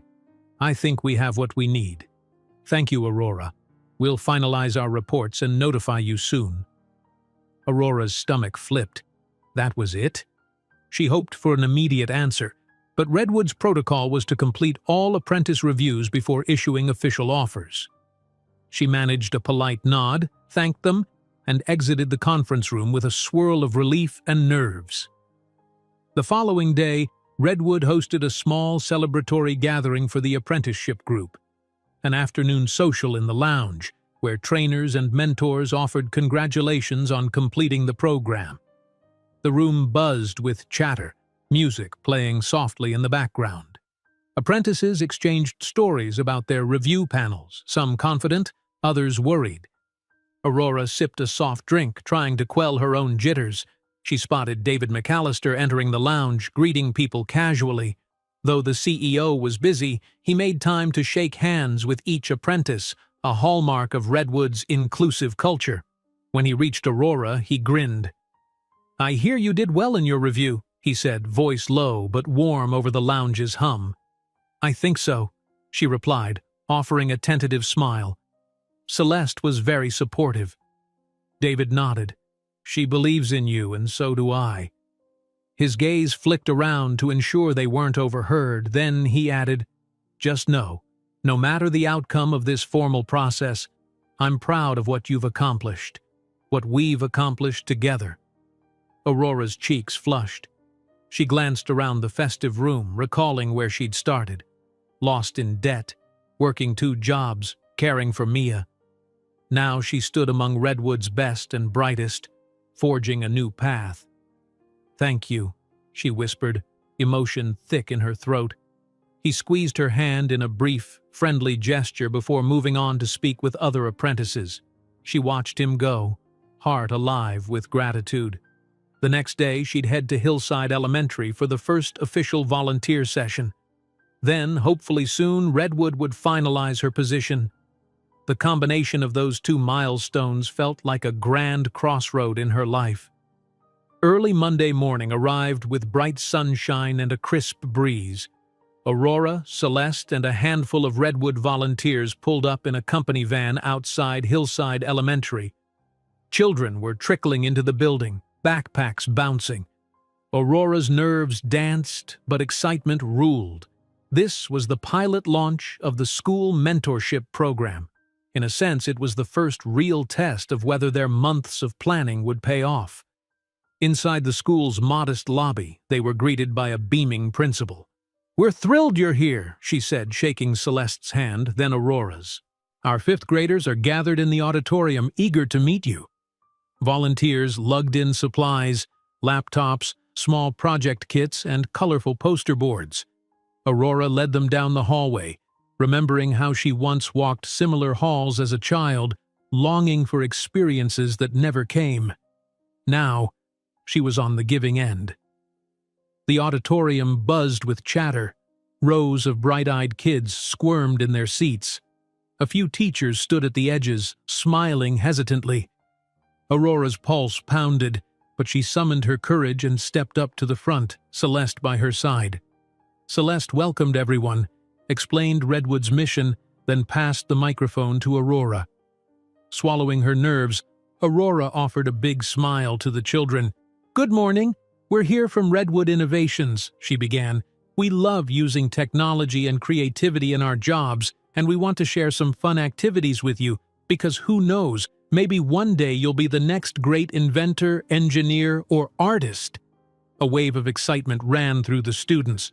Aurora introduced each volunteer, describing how they'd lead mini workshops. A software developer would show simple coding blocks, a designer would help draw characters, and a hardware specialist brought little circuit boards to demonstrate electricity.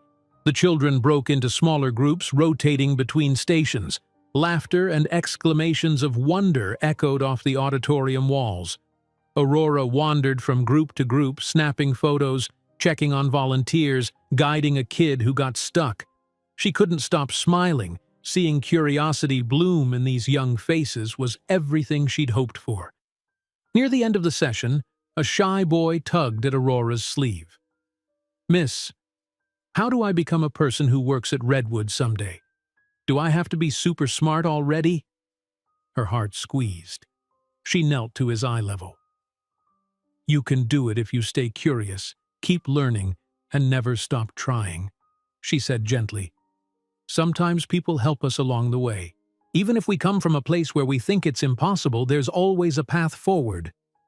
Promise." His eyes lit up. "Cool," he whispered, a small grin forming. Aurora felt a lump in her throat. She remembered Mia at that age, remembered her own younger self, craving that same reassurance. Now she was giving it back. As the volunteers packed up, the principal thanked them profusely, praising how engaged the students were. Aurora exchanged elated glances with Celeste. Outside, loading the van, the Redwood team chattered about how well it had gone, how they couldn't wait to do it again. Driving away, Aurora looked out the van window at the receding school building. The feeling coursing through her was more than mere satisfaction. It was fulfillment, a deep sense of contributing to something bigger than herself. She wanted to do this for countless more schools, bridging hope and opportunity in a way she never thought possible. And through it all, she knew her Redwood journey was reaching a pivotal moment. She had done what she set out to do, prove she could make a genuine difference, prove that one small act of kindness, one choice to help a stranger, could reverberate far beyond a single life. As they turned onto the main road, Aurora allowed herself to hope that Redwood would see what she'd accomplished and cement her place here permanently. The next few days ran on pure adrenaline. After the resounding success at Hillside Elementary, word traveled fast through Redwood's corridors. Celeste received emails from other schools curious about the mentorship program, and Redwood volunteers began inquiring about scheduling additional visits. Aurora hovered at the center of it all, exhilarated by the momentum. And yet, amid the triumph, she couldn't ignore a mounting tension. Every apprentice awaited an official verdict about their permanent placement. HR had informed them that final decisions would roll out soon, by email or direct notification. For Aurora, each passing hour felt like standing at the edge of a cliff, wondering if Redwood would offer her the security she'd never known. On a warm Thursday morning, the entire apprentice group was summoned to Redwood's main auditorium for what was described as a final recognition event. Excitement buzzed in the air. Aurora arrived early, balancing a coffee cup in one hand, her Redwood ID badge clipped neatly to her lapel. She joined Belinda, Marcus, Giovanna, and a few others in the front rows. They exchanged hopeful glances, hearts pounding with anticipation. The lights dimmed, and Darren from HR took the stage. "Welcome, everyone," he said, adjusting the microphone. "Over the past months, you've immersed yourselves in Redwood's culture and learned a great deal. Each of you brought unique strengths, proven your resilience, and contributed to our ongoing projects. Today, we celebrate your journey and reveal our decisions about your future roles." A hush fell. Several Redwood department heads lined up behind Darren, prepared to congratulate or introduce new hires.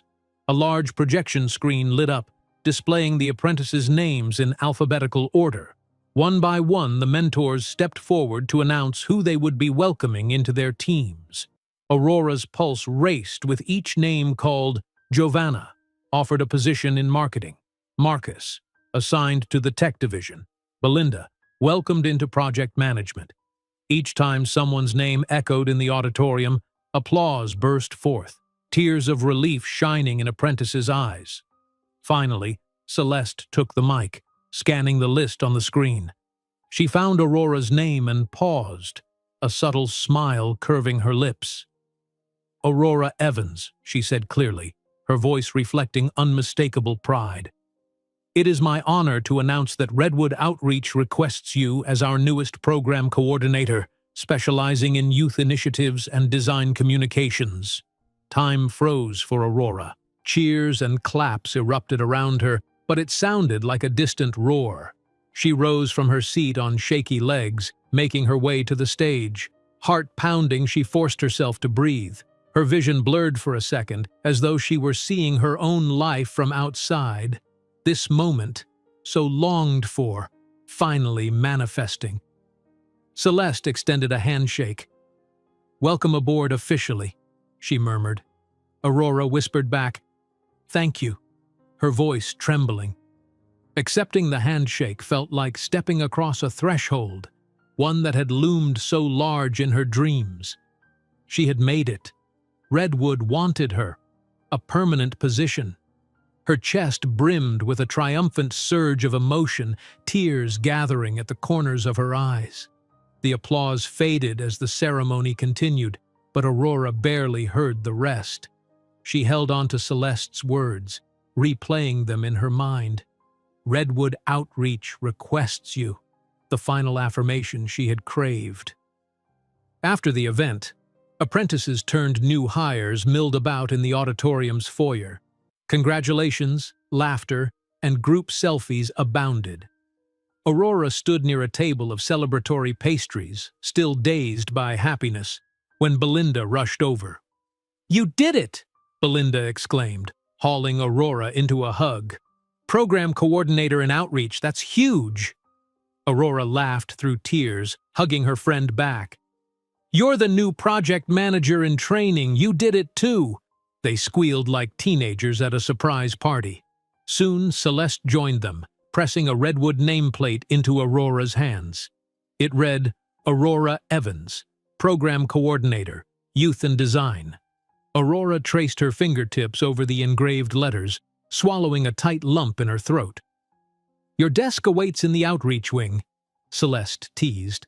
"We'll sort out the paperwork, and you'll officially start next Monday."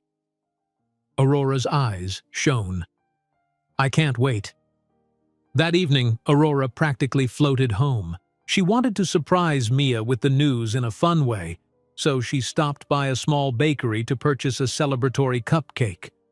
Inside the apartment, Mia sat at the table coloring, while Ms. Delgado prepared to leave. "I have something for you," Aurora declared, brandishing the cupcake box. Mia's face lit up with curiosity. "It's a treat, because Mommy just got a new job at Redwood. A real full-time job." Mia's mouth formed an O of delight. "Yay!" she exclaimed, bounding to Aurora and throwing her arms around her waist. Aurora laughed, ruffling Mia's hair. Ms. Delgado looked on from the doorway, her expression melting into warmth. "Congratulations, dear," Ms. Delgado said softly. "I always knew you'd rise." Aurora's eyes stung with happy tears. "I couldn't have done it without your help, picking Mia up, giving us comfort." The neighbor waved it off modestly and headed out. Aurora set the cupcake on the table, letting Mia devour it while she recounted the day's ceremony. Mia listened wide-eyed, occasionally piping in with enthusiasm. "Does that mean we have more money now? Can we get a puppy?" Aurora laughed, promising they'd reevaluate their budget before diving into puppy adoption. But inside, she felt a profound relief that they could finally consider small joys that once seemed impossible.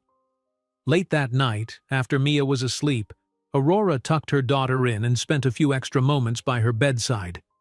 She kissed Mia's forehead, murmuring gratitude for the new life unfolding for them. Before turning out the light, Aurora glimpsed a drawing Mia had made, a simple rendition of a house with a yard and a rainbow arching overhead. The word Redwood was written in Mia's wobbly handwriting above the rainbow. Aurora's heart swelled. Everything was coming together. The following Monday marked her first day as a full-fledged Redwood employee. Returning to the building, she no longer felt like an apprentice or outsider. She rode the elevator to the outreach wing with confidence, stepping into a bright space dotted with posters of Redwood's various philanthropic initiatives. A small desk near Celeste's office bore her new nameplate. She ran her fingers across it in wonder. Celeste appeared, handing Aurora a stack of folders. "Morning, coworker," she said with a grin. "We've got a busy day. Hillside Elementary wants to schedule a second visit already, and Oakview Middle School is interested in a pilot expansion for older kids. Also, a few Redwood volunteers have new workshop ideas. Ready to dive in?" Aurora's eyes sparkled. "Absolutely." They moved into a standing meeting with the rest of the outreach team, discussing next steps for the school mentorship and brainstorming additional community partnerships. Aurora contributed ideas, took notes, and marveled at how normal yet thrilling it felt to be in these discussions as a peer, not just a trainee. No one questioned her presence. In fact, they welcomed her input. As they wrapped up, Celeste announced they'd be scheduling a formal debut of the school mentorship program for Redwood's entire staff, encouraging more volunteer sign-ups. "Aurora, I'd like you to lead that presentation too," Celeste added. "People should see the face behind this initiative." Aurora nodded, thrilled but nervous. She remembered how each presentation had pushed her beyond her comfort zone. Now it felt like a natural evolution, stepping further into the spotlight of Redwood's philanthropic efforts. Around noon, Aurora took a break to refuel at the cafeteria. She ran into Belinda, who was all smiles. "First day in outreach, huh?" Belinda teased. "I saw your name on the employee roster. Congratulations again." They chatted briefly, exchanging updates. Belinda's new project management role had her coordinating a small marketing campaign. Marcus, they heard, was already coding away in Redwood's tech labs. Their entire apprenticeship cohort seemed to be blossoming. After lunch, Aurora returned to her new desk only to find a message on her phone. David McAllister wanted to see her in his office when she had a moment. Her pulse jumped. She quickly informed Celeste and made her way up the gleaming elevator to the executive floors. In the sleek corridor leading to David's corner office, Adrienne, the same assistant who once guided Aurora as a nervous newcomer, greeted her with a knowing smile. "You can go in," she said, opening the door. Aurora stepped inside. The space was as pristine and light-filled as she remembered. David stood at the window, gazing over the city. He turned at her approach, wearing a relaxed expression. "Hello, Aurora," he said, motioning for her to sit on a small sofa. He joined her there, leaning forward with easy warmth. "I hear you've officially started in outreach. Congratulations. Again." "Thank you," Aurora said, breath still catching in her throat. She felt a surge of gratitude, memories of that fateful, rainy night swirling. "I never thought I'd see this day, but you opened that door like you said." He folded his hands.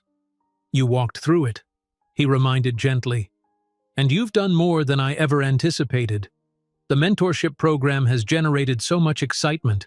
Already other departments want to replicate the model for older students, even possibly a Redwood Scholarship Fund. It's more than we dreamed." Aurora's cheeks flushed with pride. "I just wanted kids to have opportunities most of us never had," she said softly. "It's been a labor of love, from so many people, not just me." David nodded. "That's how it should be. Redwood thrives on collaboration." He paused as though weighing his words. "I'm grateful you let us see the world through your eyes. Sometimes being a CEO can create distance. It's easy to lose sight of individual lives. But you reminded me that real change happens when we bridge those gaps."